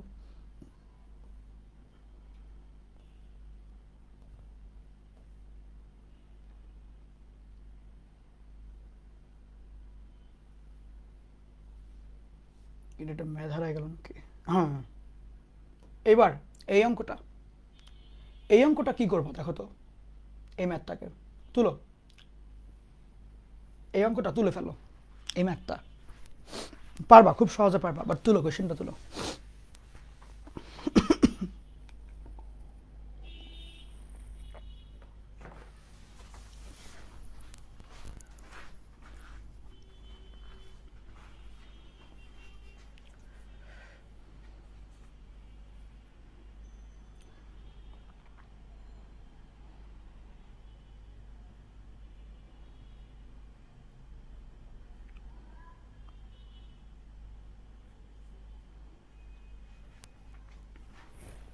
হ্যাঁ, হয়েছে।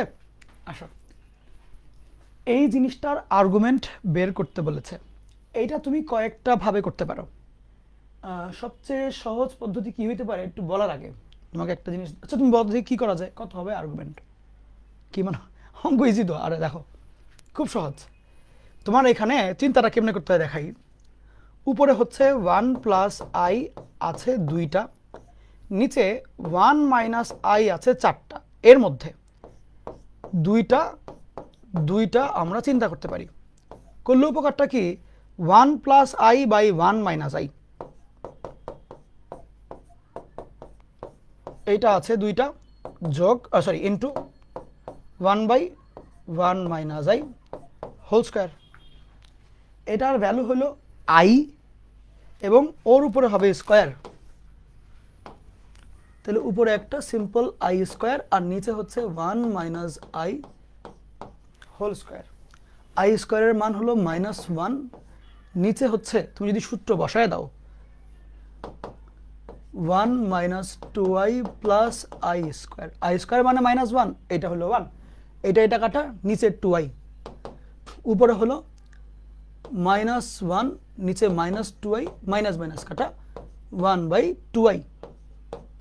ওকে, আমরা জানি 1/i মানে হলো -i, হাফ হাফের মতো এইখানে একটা -i, অর্থাৎ -12i। বুঝছো ম্যাথটা কি হইল? এরপরে তুমি যেটা করতে পারো যে সুন্দর মতন এইখানে ছবি এঁকে -i মানে নিচের দিকে এই জায়গাতে, তাহলে -90°, এইটা হবে উত্তর। এটা হবে উত্তর। তো যদি এই অঙ্ক ঢাকা ভার্সিটিতে আসে তাইলে তোমাকে এমনি করে পুরো পার্ট করে করে দেখাইতে হবে। যদি এই ম্যাথটা ভর্তি পরীক্ষায় ইঞ্জিনিয়ারিংয়ে আসে, ডিরেক্ট ক্যালকুলেটর দিয়ে উত্তর করে দিবা, ডিরেক্টলি ক্যালকুলেটর দিয়ে করে ফেলবা। কেমনে মনে আছে? এই জটিল সংখ্যাটা বসাবা, তারপরে transform it into convert into আর কোণ থিটা, সেটা করলে থিটার মধ্যে ডিরেক্টলি -90° আসবে অথবা 270 আসবে। তুমি বুঝে নাও, ওইটা 270 হলে এটা 90, প্লাস হলে এটা মাইনাস, এই আর কি। বুঝছো? অমনে করে আসবে। তুলো, না বুঝলে জিজ্ঞেস করতে পারো, না বুঝলে জিজ্ঞেস করতে পারো, যে কোনো কোয়েশ্চেন জিজ্ঞেস করো।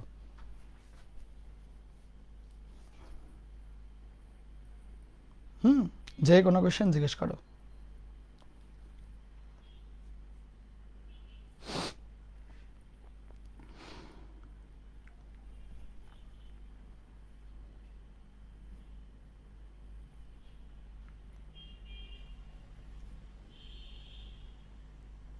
শিওর, আরেকবার করে দিই। এটুক তো বুঝছো যে আমি স্কয়ার দুইটাকে আলাদা করলাম, আরেকজন রাখলাম। কেন আলাদা করলাম?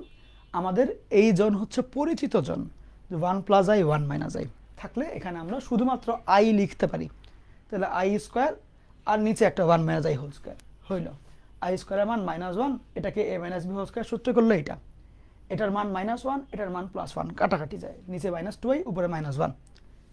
এই ক্ষেত্রে মাইনাস মাইনাস কাটা 1/2i। আমরা জানি 1/i এটার মান -1 -i, এটা মুখস্থ করতে বলেছিলাম।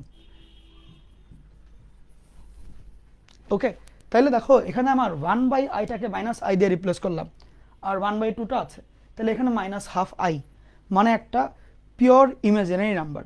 পিওর ইমাজিনারিটা অবশ্যই তোমার y অক্ষের মধ্যে বসবে, যেহেতু এটা নেগেটিভ তাহলে y অক্ষের নেগেটিভ দিকে বসবে। তাহলে তুমি আমাকে বলো এখান থেকে এটার অ্যাঙ্গেল কত? এইদিকে 90° না, -90°, ওই জন্য -90° হলো। এখন মনে করো এটা ইঞ্জিনিয়ারিং ভর্তি পরীক্ষায় আসছে, ধরো এটা ইঞ্জিনিয়ারিং ভর্তি পরীক্ষায় আসছে, এবং ভর্তি পরীক্ষায় যে তোমার আসছে এখানে, সেটা তোমার আসছে এমনি করে, ধরো দেখাচ্ছি, দাঁড়াও তো 1 সেকেন্ড।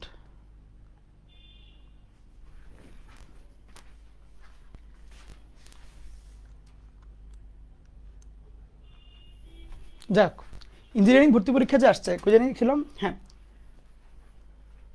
এখানে ভগ্নাংশ, এখানে হলো 1 + i হোল স্কোয়ার, নিচে হচ্ছে 1 - i হোল পাওয়ার 4, এইটা আছে। এইবার তুমি যদি এই জিনিসটাকে জাস্ট সিম্পল, কিছুই করতে হবে না, অপশনে গেলা যে এটা দিলা ট্রান্সফর্ম আর থিটা করলে কিন্তু অটোমেটিক এখানে যে -90 দেখাবে। তাহলে ইঞ্জিনিয়ারিং ভর্তি পরীক্ষায় আসলে কোয়েশ্চেনটা এখানে তুলবা, সমান চিহ্ন চাওয়ার দরকার নেই, লিখে কনভার্ট টু আর থিটা করলেই হাফ কোণ 90°, মানে মডুলাসের মান হাফ, থিটার মান 90°। বুঝতে পারছো? -90 অ্যান্সার। ঢাবিতে আসলে এটা হলো নিয়ম। দেখো ক্লিয়ার কিনা, একদম ক্লিয়ার কিনা, আমাকে একটু করে জানাও একদম ক্লিয়ার আছে কিনা। আমাকে একটু করে জানাও।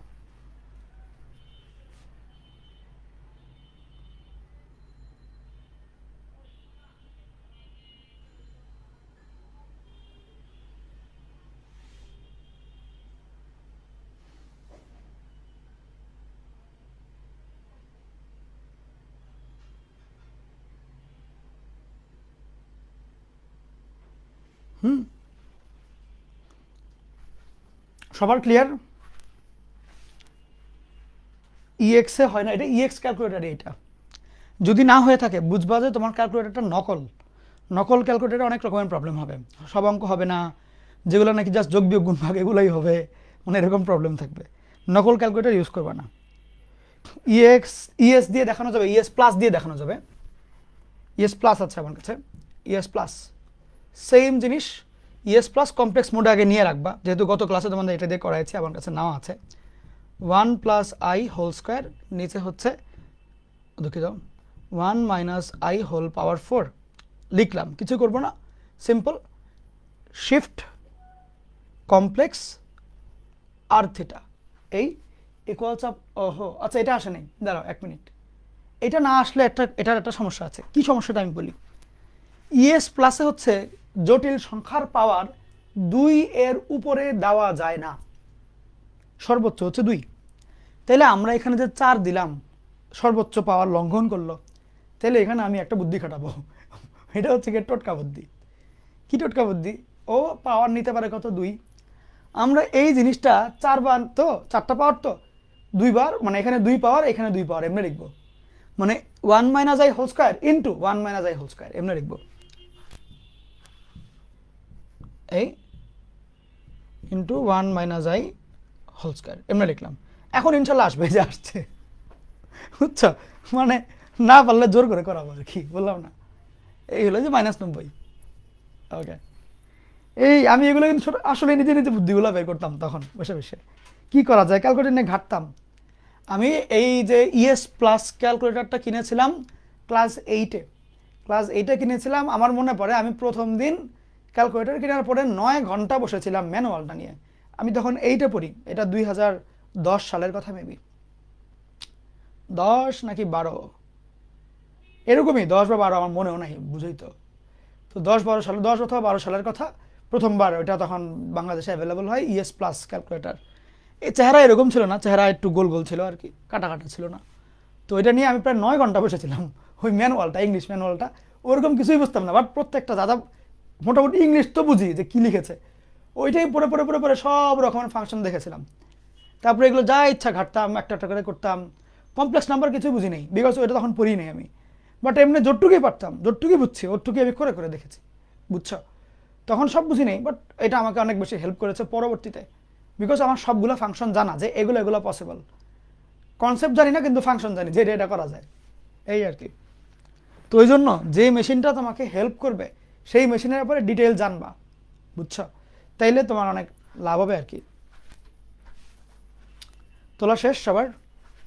ফোনটা গেল কই? ও,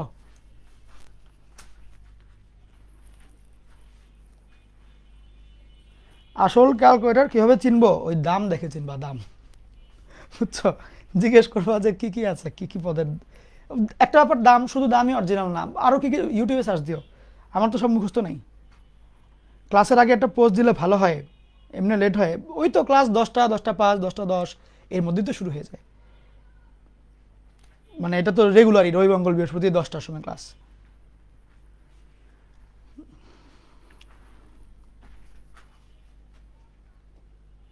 ক্যালকুলেটরের নর্মাল হ্যাক্স না পারলে তো সমস্যা, পারতে হবে, চেষ্টা করতে হবে।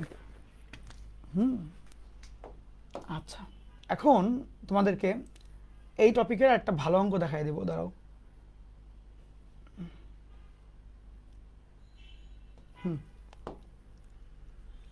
এইটা দেখো তো, করো তো দেখি, এটা নিজের একবার ট্রাই মারো, এই অঙ্কটা নিজেরা একবার চেষ্টা করো, নিজেরা একবার চেষ্টা করো এই ম্যাথটা, দেখি বুঝো কিনা।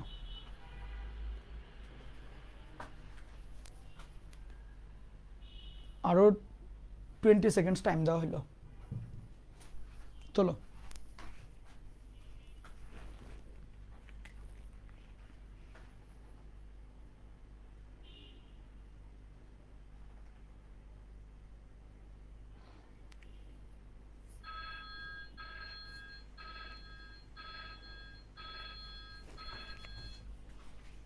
খেয়াল করো, বলল এই জিনিসের আর্গুমেন্ট 0, a বাই b এর মান কত? একটা ভগ্নাংশের আর্গুমেন্ট 0 এই কথাটার মানে কি? এই কথাটার মানে হচ্ছে argument of a plus 2i বিয়োগ argument of b plus 3i, এই বিয়োগ ফলটা 0। এটার আর্গুমেন্টের মান কত? উপরেরটার আর্গুমেন্ট বিয়োগ নিচেরটার আর্গুমেন্ট, আর্গুমেন্ট বিয়োগ আর্গুমেন্ট ইকুয়াল টু 0। এখন তাহলে তুমি আর্গুমেন্ট দুইটাকে দুই পাশে করতে পারো সমীকরণের। বাম পাশেরটা হবে tan inverse 2i by a, ডান পাশেরটা হবে tan inverse 3i by b। tan inverse কাটা, 2i বাই a 3i, এই ভালো করে দেখো, বাই b, আইও কাটা, চেয়েছে কি a বাই b। এই এটাকে এদিকে পাঠাও, a বাই b ইকুয়াল টু এই 3 কে নিচে পাঠাও 2/3। ইজি না অনেক? তাহলে এবার তুলো, বুঝছো কেমনে করলাম? যে আমার আর্গুমেন্ট 0, তাহলে ভগ্নাংশের আর্গুমেন্ট কি হয়? বিয়োগ ফলে যায়। বিয়োগ ফল 0 মানে কি? দুইটা সমান, দুই পাশে পাঠাইলাম। এটা tan ইনভার্স, এটাও tan ইনভার্স, একই যেহেতু সমীকরণে কাটাকাটি করলাম, করে এই দুইটাকে একসাথে নিলাম। ইজি না অনেক?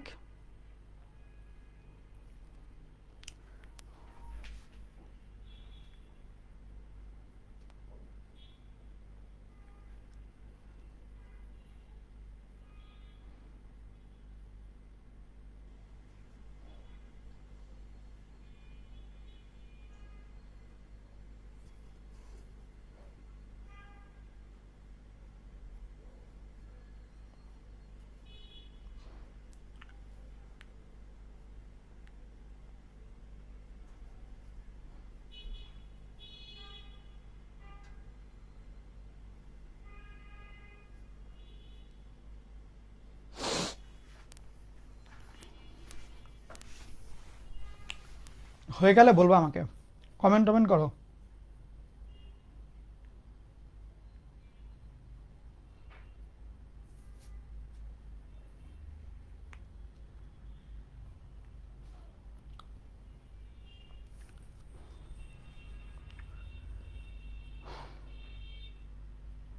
ডান, ওকে।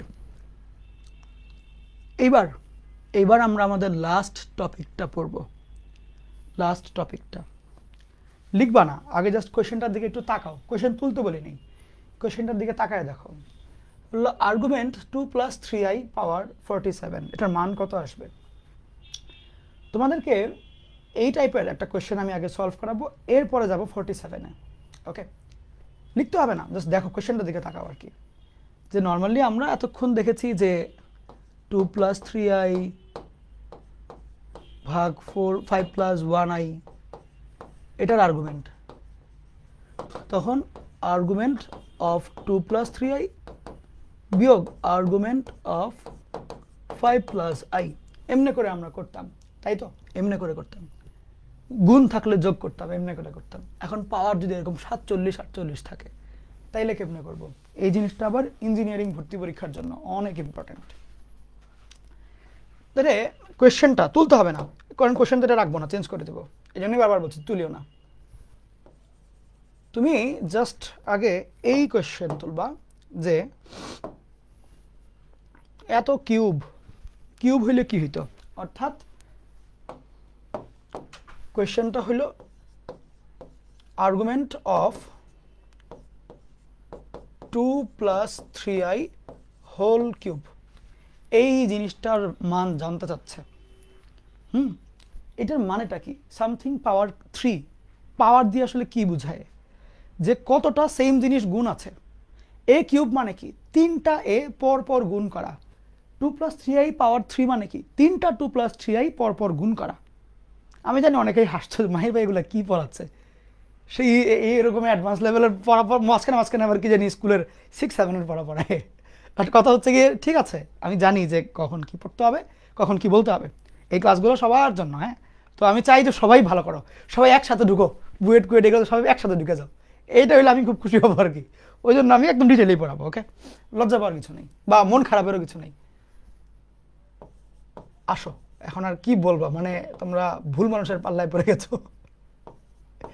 এখন তাহলে তিনটা, এটা কিউব মানে কি, তিনটা 2+3i গুণ, কথা বলেন ঠিক কিনা?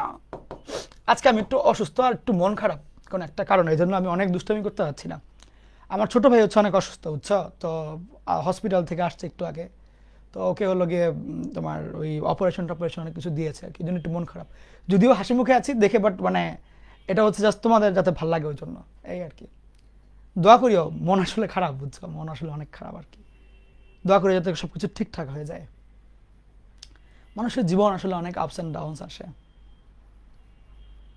অ্যান্ড এটাই জীবন।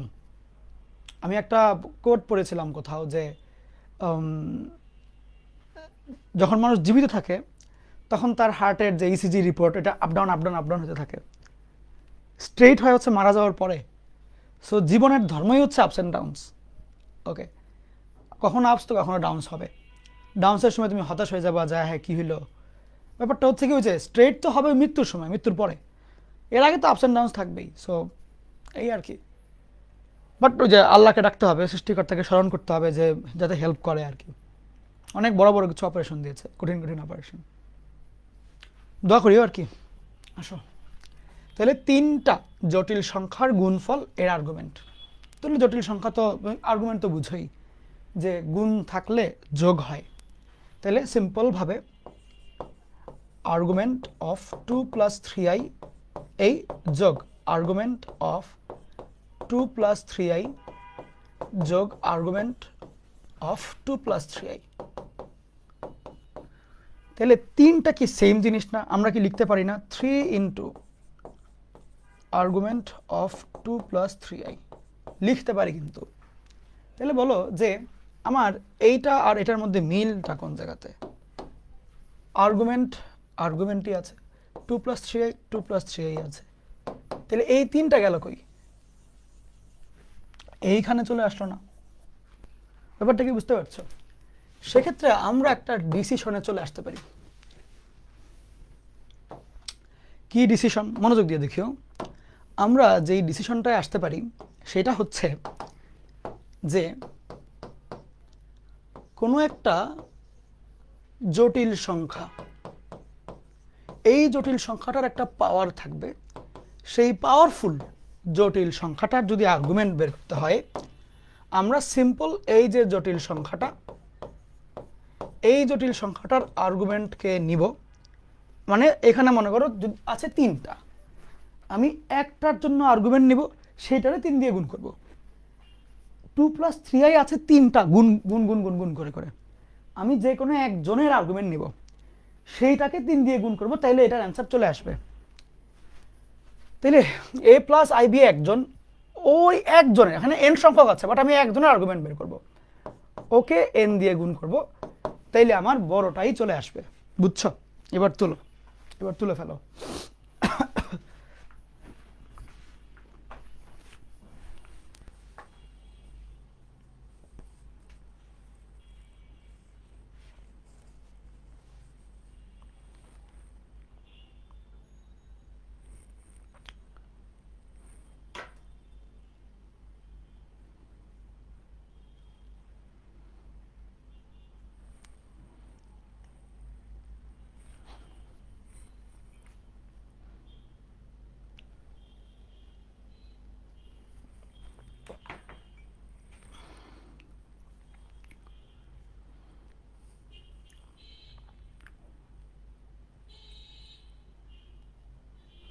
ও, আমি তো ভুলে গেছিলাম হচ্ছে তোমাদের শনিবার দিন, মানে পরশু শনিবার, আমি প্রথম 6টা লেকচারের উপরে একটা এক্সাম নিতে চাই। এক্সামে আমি 5টা এই যে আমাদের ব্র্যান্ডেড সৈনিকময় লোগোওয়ালা, এটা আমি হচ্ছে গিফট করব 5জনকে, টপ 5কে। কোন টাইমে এক্সাম দিবা এটা একটু জানাও, আর শনিবারই দিতে পারবা কিনা এটা একটু জানাও। বাট আমি চাই শনিবার দিয়ে ফেলো, 6টা লেকচার তো, তুমি যদি কালকে সারাদিন রাত পড়াশোনা করো 6 লেকচার ইজিলি করা যাবে। ওকে,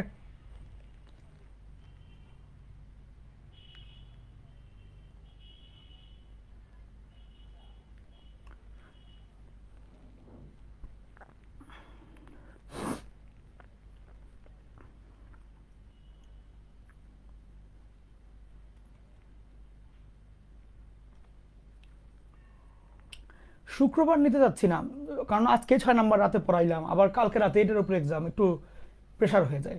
শনিবার দিন যে কোনো time, any time you want, ধরো রাত 9টা হইতে পারে, রাত 10টা হইতে পারে, যেই টাইমে মানে টানা আধা ঘন্টা তুমি বসতে পারবা। 30টা কোয়েশ্চেন থাকবে, আমি টাইম ইচ্ছা করে কম দেবো, 20 মিনিট দেবো অনলি।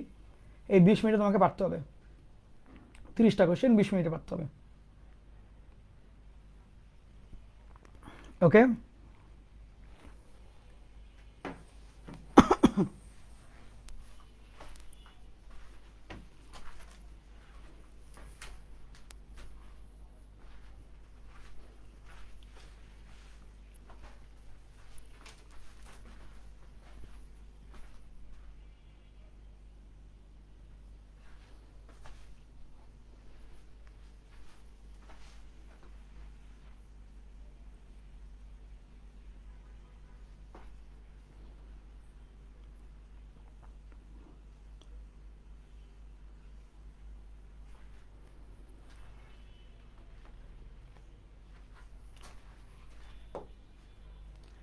আমি বলে দিই এমসিকিউ এক্সাম হবে। লেকচারে যেই ম্যাথগুলো করাইছি সেগুলোই খুব ভালো মতন করে আসবা, রিটেনের ম্যাথ সহ করে আসবা। ওকে, বুঝে আসবা। কিছু ট্রিকি অঙ্কও থাকবে, তবে লেকচার যে ভালো মতন বুঝে বুঝে করবে তার কোনো অঙ্ক ইনশাল্লাহ আটকাবে না। টাইম আমি ইচ্ছা করে কম দিব, যাতে করে সবাই সব পেরে সবাই যাতে ফুল নাম্বার না পাও। মানে আমার তো 5 জনকে টি শার্ট দেওয়া হলো টার্গেট, তাহলে এবার 5 জনকে আমি কেমনে বাছাই করবো? টাইম কমায় দিয়ে। ভর্তি পরীক্ষা মানে টাইম কম, বুঝে রেখো। কম্পিটিশন মানে টাইম কম, টাইমের খেলা হয়। বিকজ এক সময় দেখা যায় সবাই সব পড়ে আসছে, তাহলে এখন কেমনে কি? তাহলে টাইম দিয়ে ওর থেকে জাজ করা যায় যে কে কত বেশি স্পিডে কাজ করতে পারে। ওকে, আচ্ছা, এখন তাহলে আসো, এইবার এইবার তুলো তাহলে এই কোয়েশ্চেনটা, এই যে 47 ওয়ালা কোয়েশ্চেনটা তুলো।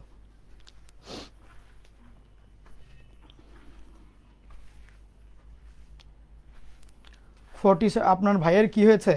ও হচ্ছে অ্যাক্সিডেন্ট করেছে, বুঝছো? অ্যাক্সিডেন্ট করেছে তোমার বড়, একটু মোটা, মানে একটু না অনেকই মোটা আর কি, বুঝছো? অনেক হেলদি, অনেক হেভি, অনেক হেভি। সো ও হচ্ছে রিক্সায় ছিল, রিক্সার থেকে পড়ে গেছে ছিটকায়, এবং মানে খুব ব্যথা হয়েছে, তোমার লিগামেন্ট অনেকগুলো ছিঁড়ে গেছে, তারপর আরও মানে কিছু প্রবলেম আছে আর কি, এরকম বেশ কিছু হাড্ডি ফেটে গেছে মাঝখানে, ফ্র্যাকচার, এরকম কিছু ইস্যু আর কি।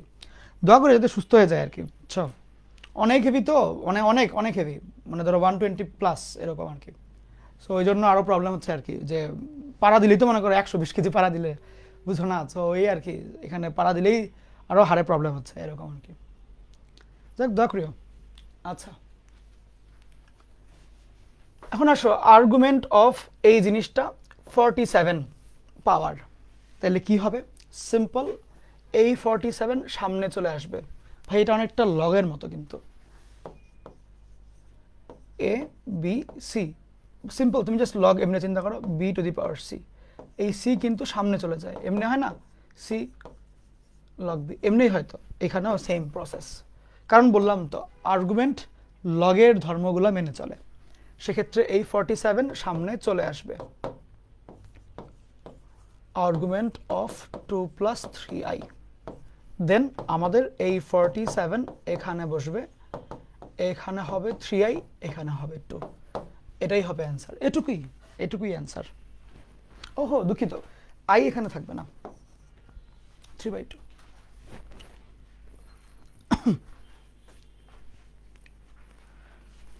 এই জন্য সবাই রাস্তায় গেলে সাবধানে থাকিও, সৃষ্টিকর্তাকে স্মরণ করেও, মানে এগুলো কিন্তু খুবই সাডেন। আর যারা নাকি ঢাকায় থাকো, ঢাকায় কিন্তু ইদানিং তোমার ওই যে ছিনতাই বা ডাকাতি বা এরকম ইস্যু কিন্তু হচ্ছে, এবং এটা একটু কমন এই মোমেন্টে গত সপ্তাহখানেক ধরে। সো বের হওয়ার সময় খুবই সাবধান। ইভেন দিনে দুপুরেও অনেক কিছু হচ্ছে, মানে দিনে জাস্ট জাস্ট সবার সামনেই, বাট বাকিরা এত ভয় পায় রাস্তার পথঘাটের মানুষরা, যে জাস্ট সেলফ সেন্ট্রিক কাজকর্ম করে। একটা ছোট্ট উদাহরণ দিই, আগে যখন কুরবানির সময় গরু কাটতো, আমি অবাক হয়ে দেখতাম যে গরুগুলা কিন্তু সুপার, মানে অনেক পাওয়ারফুল না, এরকম হেভি বডি, মাস্কুলার। তো একটা গরুকে কাটা হচ্ছে, বাকি গরুগুলা পাশে দাঁড়ায় দাঁড়ায় দেখছে এবং আনমনে নিজের শখে ঘাস খাচ্ছে, খড় খাচ্ছে, অথচ ওর সামনে আরেকটা গরুকে একদম মানে কেটেই করে ফেলা হলো। তাহলে ও কেন কোনো রিয়্যাক্ট করলো না? ও কেন নিজের মনে ঘাস খাচ্ছে আনমনে? কারণ হচ্ছে ওর কথা হইলো আরেকজনকে কাটুক গিয়া, আমাকে তো ধরে নেই, আমার তো কোনো সমস্যা নেই। আমি রিসেন্টলি কয়েকদিন আগে একটা ভিডিও দেখলাম যে একজনকে অনেক মানে কষ্ট দেওয়া হচ্ছে, বা ধরো বড় বড় অস্ত্র নিয়ে ডিস্টার্ব করা হচ্ছে, রাস্তার মানুষ, পাশের মানুষগুলো দাঁড়ায় দাঁড়ায় দেখছে, দূরে যায়, সেফ জোনে যায় এবং ভিডিও করছে, তারা বাঁচাইতেও আসে না। তখন আমার ওই সেম ছোটোবেলায় যে কুরবানির গরুর জন্য আমার যেটা মনে হইতো, সেম আমার কাছে মনে হইলো যে ওই লোকটাকে ধরে নেই, এই জন্য সে পাশে দাঁড়ায় জাস্ট দেখছে, এনজয় করছে, কেউ কেউ ভিডিও করছে। ভাই ওই গরুটা যেরকম, আরেক গরু জবাই হয়, আরেক গরু খায়, আরেক গরু খায় সামনেই বসে বসে, সেম। এটা হচ্ছে কি বর্তমান সিচুয়েশন আর কি মানুষজনের। ওকে, এতটা সেলফ সেন্ট্রিক যে ওকে চিন্তাই করা শেষ হলে যে আমার কাছে আসবে, এটা কোনো হুশই নেই, ভিডিও করে। পাথর থাকলে ওইটাও তো মানে কি বলবো আমি, কাছে যাইতে ভয় পাও, দূরের থেকে কিছু করো, মানে যা খুশি তাই আর কি। লেখা হয়েছে তোলো, ওই জন্যই দোয়া করিও আর কি। আর নিজের মোরালিটি বাড়াবা, মোরাল যেই ইগুলা সেন্সগুলো ওগুলা বাড়াবা। আর মোহাম্মদপুর বাসীও আছে ভাই, মোহাম্মদপুর আমি কখনোই যাই না, দিনের বেলাও একবার গিয়েছিলাম, ভয় লাগছিল অনেক, বুঝছা।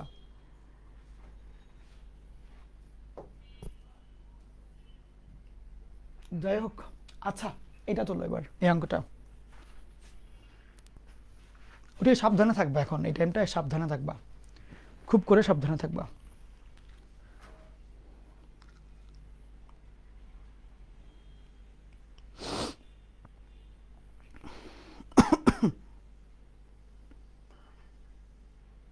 ভাইয়া মান রেডিয়ানে নিব নাকি ডিগ্রিতে? রেডিয়ানে, সবই রেডিয়ানে নিবা, ডিগ্রিতে কিছুই নিবা না।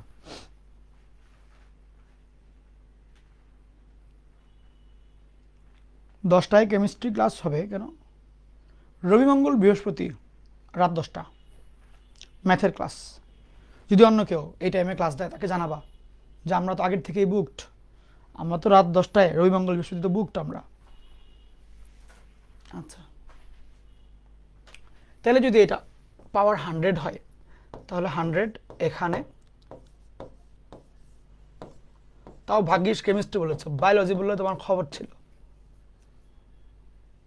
এখন এই 100 এখানে, এটা tan ইনভার্স 1/√3 ইন্টু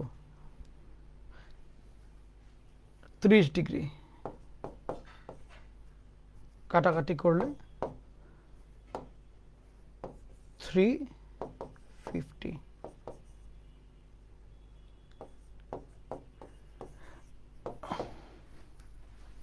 শেষ, তুলে ফেলো।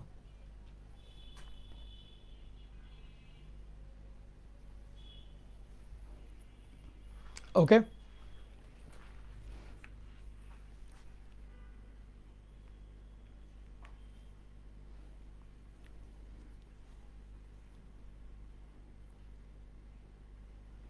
ও শনি সোম বুধ কেমিস্ট্রি, তাহলে তো হইলই, তাহলে তো ভালো ব্যাপার। পরীক্ষা কীভাবে দিব আমি কথা বলে জানাই দিচ্ছি তোমাকে। হইতে পারে বন্দি পাঠশালার ওয়েবসাইটে নিলাম, ওটাও হইতে পারে, আবার হইতে পারে হলো যে আমরা টেস্ট মস দিয়ে নিলাম, এটাও হইতে পারে। এক্সাম কেমনে দিব ওইটা তোমার কোনো ইস্যুই না, আমি হলো তোমাকে একটা ডেমো এক্সাম ব্যবস্থা করে দিব। তোমার যদি মনে হয় যে ভাই এক্সাম দিতে ভয় লাগছে, বুঝি না সিস্টেম, একটা ডেমো এক্সামের সিস্টেম করে দিব। একটা কোশ্চেন থাকবে, ওইটা উত্তর করে দেখবা কেমন লাগে, আর এমনি বা 2টা কোশ্চেন দিয়ে রেখে দেবো বোঝার জন্য। এরপরে তুমি যে কোনো টাইমে দিতে পারবা, প্যারা নাই।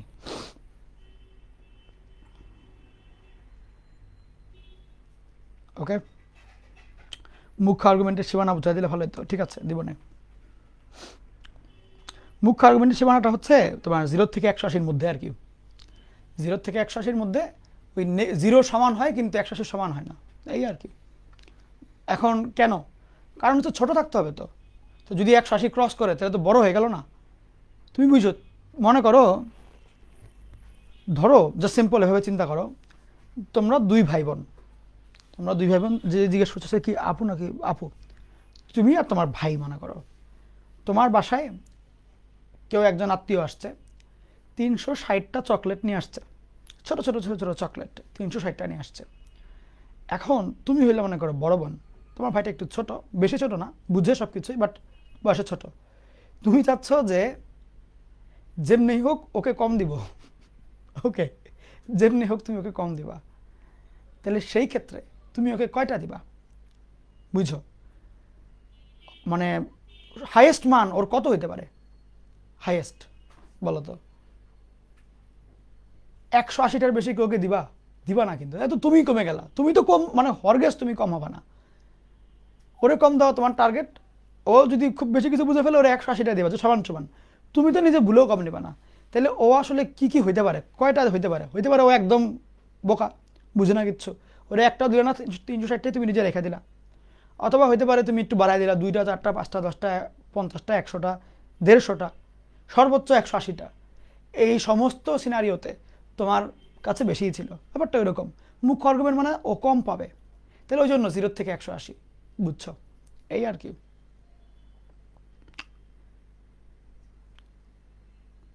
180 সমান হইতে পারবে না, কারণ ধরো 180 যদি ধরো তোমার কাজ হচ্ছে টার্গেট হচ্ছে ওরে কম দেওয়া, তুমি যদি তোমার ছোট ভাইকে 180টাই দিয়ে দাও, তাহলে কি ও কম পাইলো? কম কিন্তু পাইলো না, তাহলে ও পাইলো সমান সমান। তোমার তো সমান সমান তো মন ভরবে না, তুমি তো বেশি নিতে হবে, তাহলে ওরে 180 চেয়ে কম দিবা না। ওই জন্য 0 থেকে 180 কম, 0 সমান হতে পারবে, 180 সমান হতে পারবে না, কম হবে। দেখো তো বুঝছো কিনা, কমন সেন্স দিয়ে বুঝো, বুঝলে বলো বা না বুঝলেও বলো, আমি আবার বুঝাবো। তাহলে তোমার টার্গেট হচ্ছে ওরে কম দিবা, তাহলে অবশ্যই ওকে 180টার চেয়ে কম দিলেই তুমি বেশি পাইলা, ও কম পাইলো, ঠিক কিনা? এক্সাম কয়টা বাজে নেবেন? রাত 10টা এরকম টাইমে। ও আচ্ছা আচ্ছা আচ্ছা, তুমি বুঝছি বুঝছি, সরি সরি সরি। তোমরা বলতে চাচ্ছ ভাই কেমিস্ট্রি ক্লাস তো রাত 10টায়, আপনি তখন এক্সাম নিলে কেমন হবে? Got your point. তাহলে 9টায় নেই, তোমার ইচ্ছা, 9টায় নেই অথবা 9:30টায় নেই। 20 মিনিটের এক্সাম, এক্সামটা দিয়ে তুমি চলে গেলা। ওকে, তোমাদের ইচ্ছা, আমি টাইম ওখানে ভোট দিতে বলবো, তুমি দিও। দি ভাই বুঝছি, ভেরি গুড। 9টার পরে মানে 8টার পরে যাও, 8টার পরে, এখন 9টা অথবা 9:30টার সময় আমি নিব। আমি পোল দিয়ে দিব, তোমরা ভোট দিও।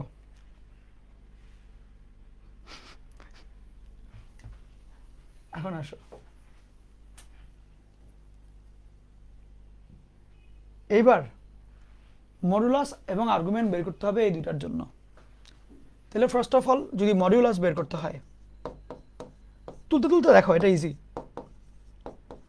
তাহলে দুইটারই আলাদা।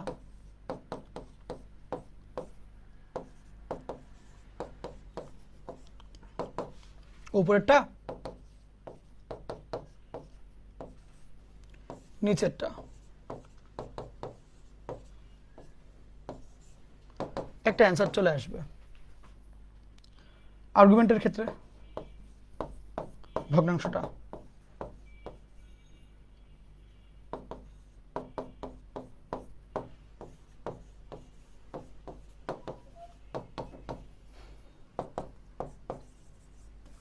এটার জন্য একটা ভ্যালু আসবে 5 মাইনাস আই, তাহলে -tan inverse 1/5 minus 2 minus 3i, 2 minus 3i, এখানেও -tan ইনভার্স। তো সেক্ষেত্রে প্লাস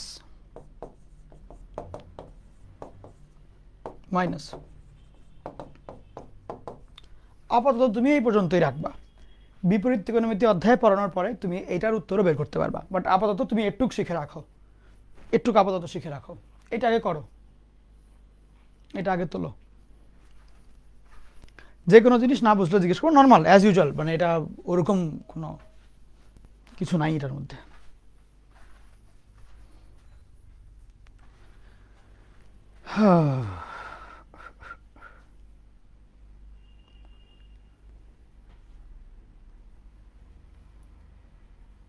ও তারাবি আছে তো, ইয়েস নাকি? হ্যাঁ হ্যাঁ হ্যাঁ হ্যাঁ, আচ্ছা তারাবি থাকলে তাহলে আমি মাগরিবের পর পরও নিতে পারি চাইলে। তারাবি আছে, আরে ওকে, ইয়েস।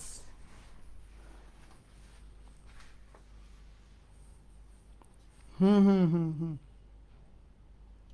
তারাবি থাকলে মাগরিবের পর পর নিব।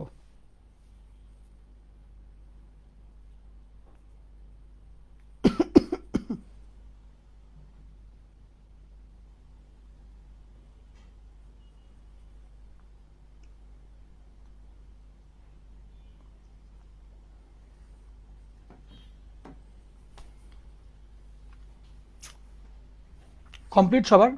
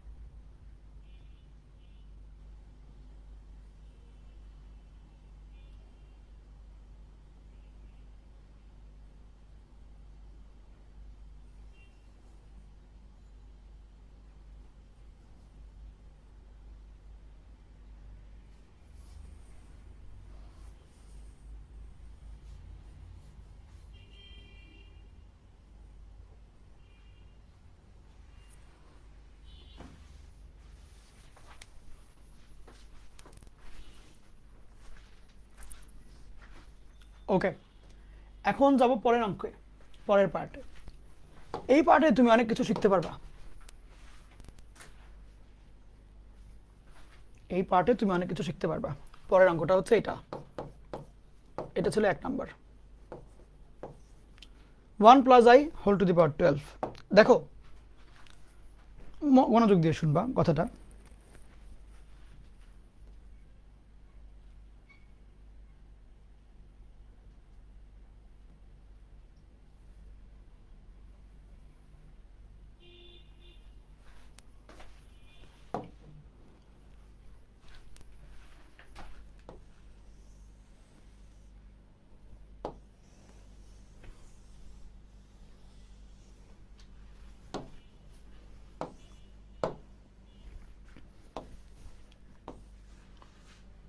একটু তাকায় দেখো, তোমাকে বলা হলো এই জিনিসটা হোল কিউব, এটার মডিউলাস বের করতে হবে। তো এটার মানে কি? এটার মানে হচ্ছে তোমাকে মডিউলাস বের করতে হবে কিসের? 2 + 3i, তিনটার।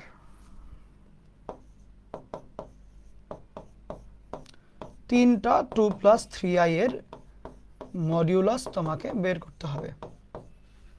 এই জিনিসটা তোমাকে বের করতে হবে, তিনটা 2 + 3i এর মডুলাস তোমাকে বের করতে হবে, তিনটা। হ্যাঁ, তো এরকম থাকলে আমরা কি করি? আলাদা আলাদা করে দিই না? তাহলে কীরকম হয়? 2 + 3i এই একটা, 2 + 3i এই আরেকটা, 2 + 3i এই আরেকটা। তাহলে ওর জামান তিনটা যদি পরপর গুণ করো, এ ইন্টু এ করলে এ কিউব হয়ে যায় না? তাহলে এটা ইন্টু এটা করলে এটা কিউব হয়ে যাবে না? তাহলে 2 + 3i এটা হোল কিউব হয়ে যাবে। অর্থাৎ এখান থেকে আমরা একটা সলিউশনে আসতে পারি।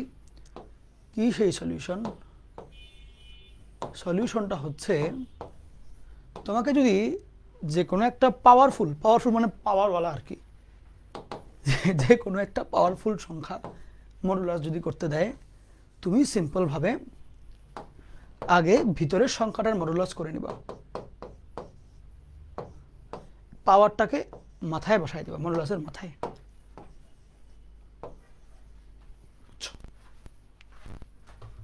অর্থাৎ যে কোনো বড় পাওয়ারের সংখ্যার মডুলাস বের করতে বললে ভিতরের ছোট্টটার মডুলাসটা বের করবা, সেই মডুলাস মনে করো 5, সেই 5কে তুমি কিউব করে দিবা। জিনিসটা এরকম, চিন্তা করে লিখো। একটু ফাস্ট লিখবা, খুব ফাস্ট লিখবা। দেখো, তোমরা হয়তোবা ফিজিক্স, কেমিস্ট্রি অন্যান্য জায়গায় করো, ম্যাথও দু একজন টিচারের কাছে করেছো, অফলাইনে হোক অনলাইনে হোক। তো দেখলে বুঝবা আমি লেকচারে একটু বেশি ম্যাথ করাই, বিকজ মানে আমার হিসাবই থাকে যে আমি লেকচার থেকে কমন আনবো।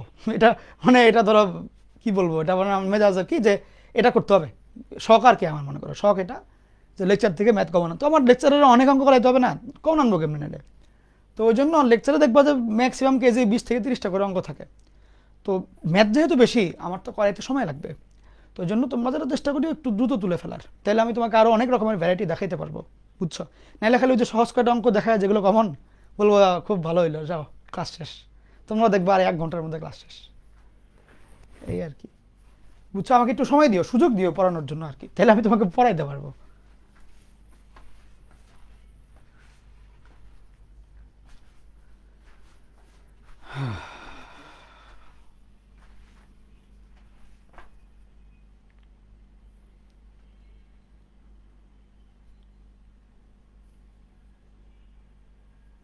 ওকে, ভেরি গুড। প্লাস হবে কোথায় জানি দিই নেই, না প্লাস তো হবে আর্গুমেন্টে, এই মডুলাসে তো প্লাস নেই। এখন আমরা 2 নম্বরটা করব। যদি বলে modulus 1 + i whole to the power 12, sorry 1 + i whole to the power 12, এই জিনিসটার মডিউলাসের মান নির্ণয় করতে হবে। সেই ক্ষেত্রে আমি আগে ভিতরেরটার মডুলাস বের করব, 1 + i এটার মডুলাস বের করব, সেটার যা মান আসবে সেটার পাওয়ারে আমি 12 লিখে দিব। তাহলে 1 + i এর মান কেমনে, মডুলাসের মান কেমনে? 1² আর i এর সহগ 1, টোটালটার রুট, এবার এটার পাওয়ারে 12। তাহলে এখানে হচ্ছে √2 পাওয়ার 12,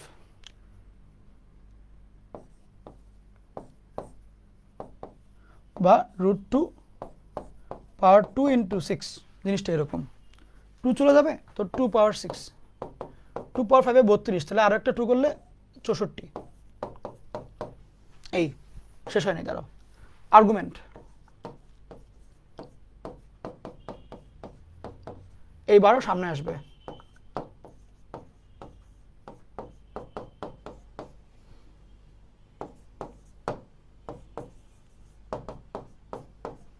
(45°)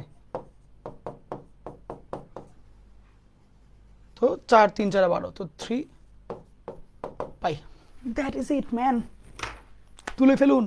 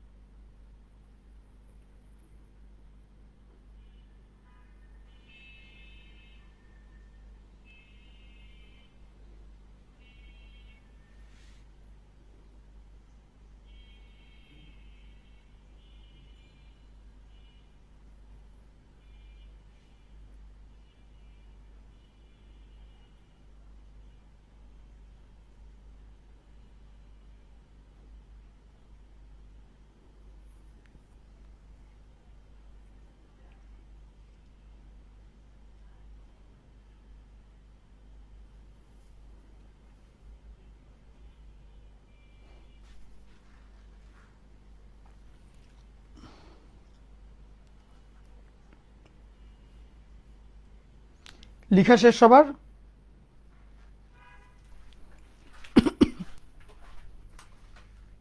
ওকে, এই ম্যাথটা নিজে নিজে দাঁড়াও দেখি তো, একটা মিনিট।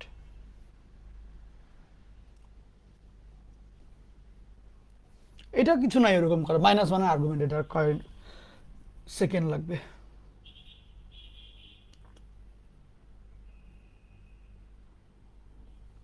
আচ্ছা, আমি তোমাদেরকে আরেকটা টপিক পড়াবো এখন।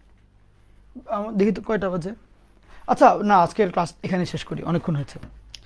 এই টপিকটা আমরা আগামীকাল থেকে শুরু করব। অবশ্য আগামীকালই পড়ানোর কথা ছিল, ইচ্ছা ছিল আর কি, বাট ওকে, নেক্সট দিন থেকে শুরু করব। মডুলাসের টপিক খুবই ইম্পর্টেন্ট, পরীক্ষা আসে, রিটেনে আসে, যে মডুলাস বলতে কি বোঝাচ্ছে, কাজ কেমনে করতে হয়। আরও মেনলি আমাদের অরিজিনাল মডুলাস আর্গুমেন্ট শেষ, এখন সঞ্চার পথ শুরু হবে আর কি। যাই হোক, নেক্সট ক্লাস থেকে আমরা সঞ্চার পথ পড়বো, সঞ্চার পথের কোয়েশ্চেন। ওকে, সঞ্চার পথ নেক্সট ক্লাসে।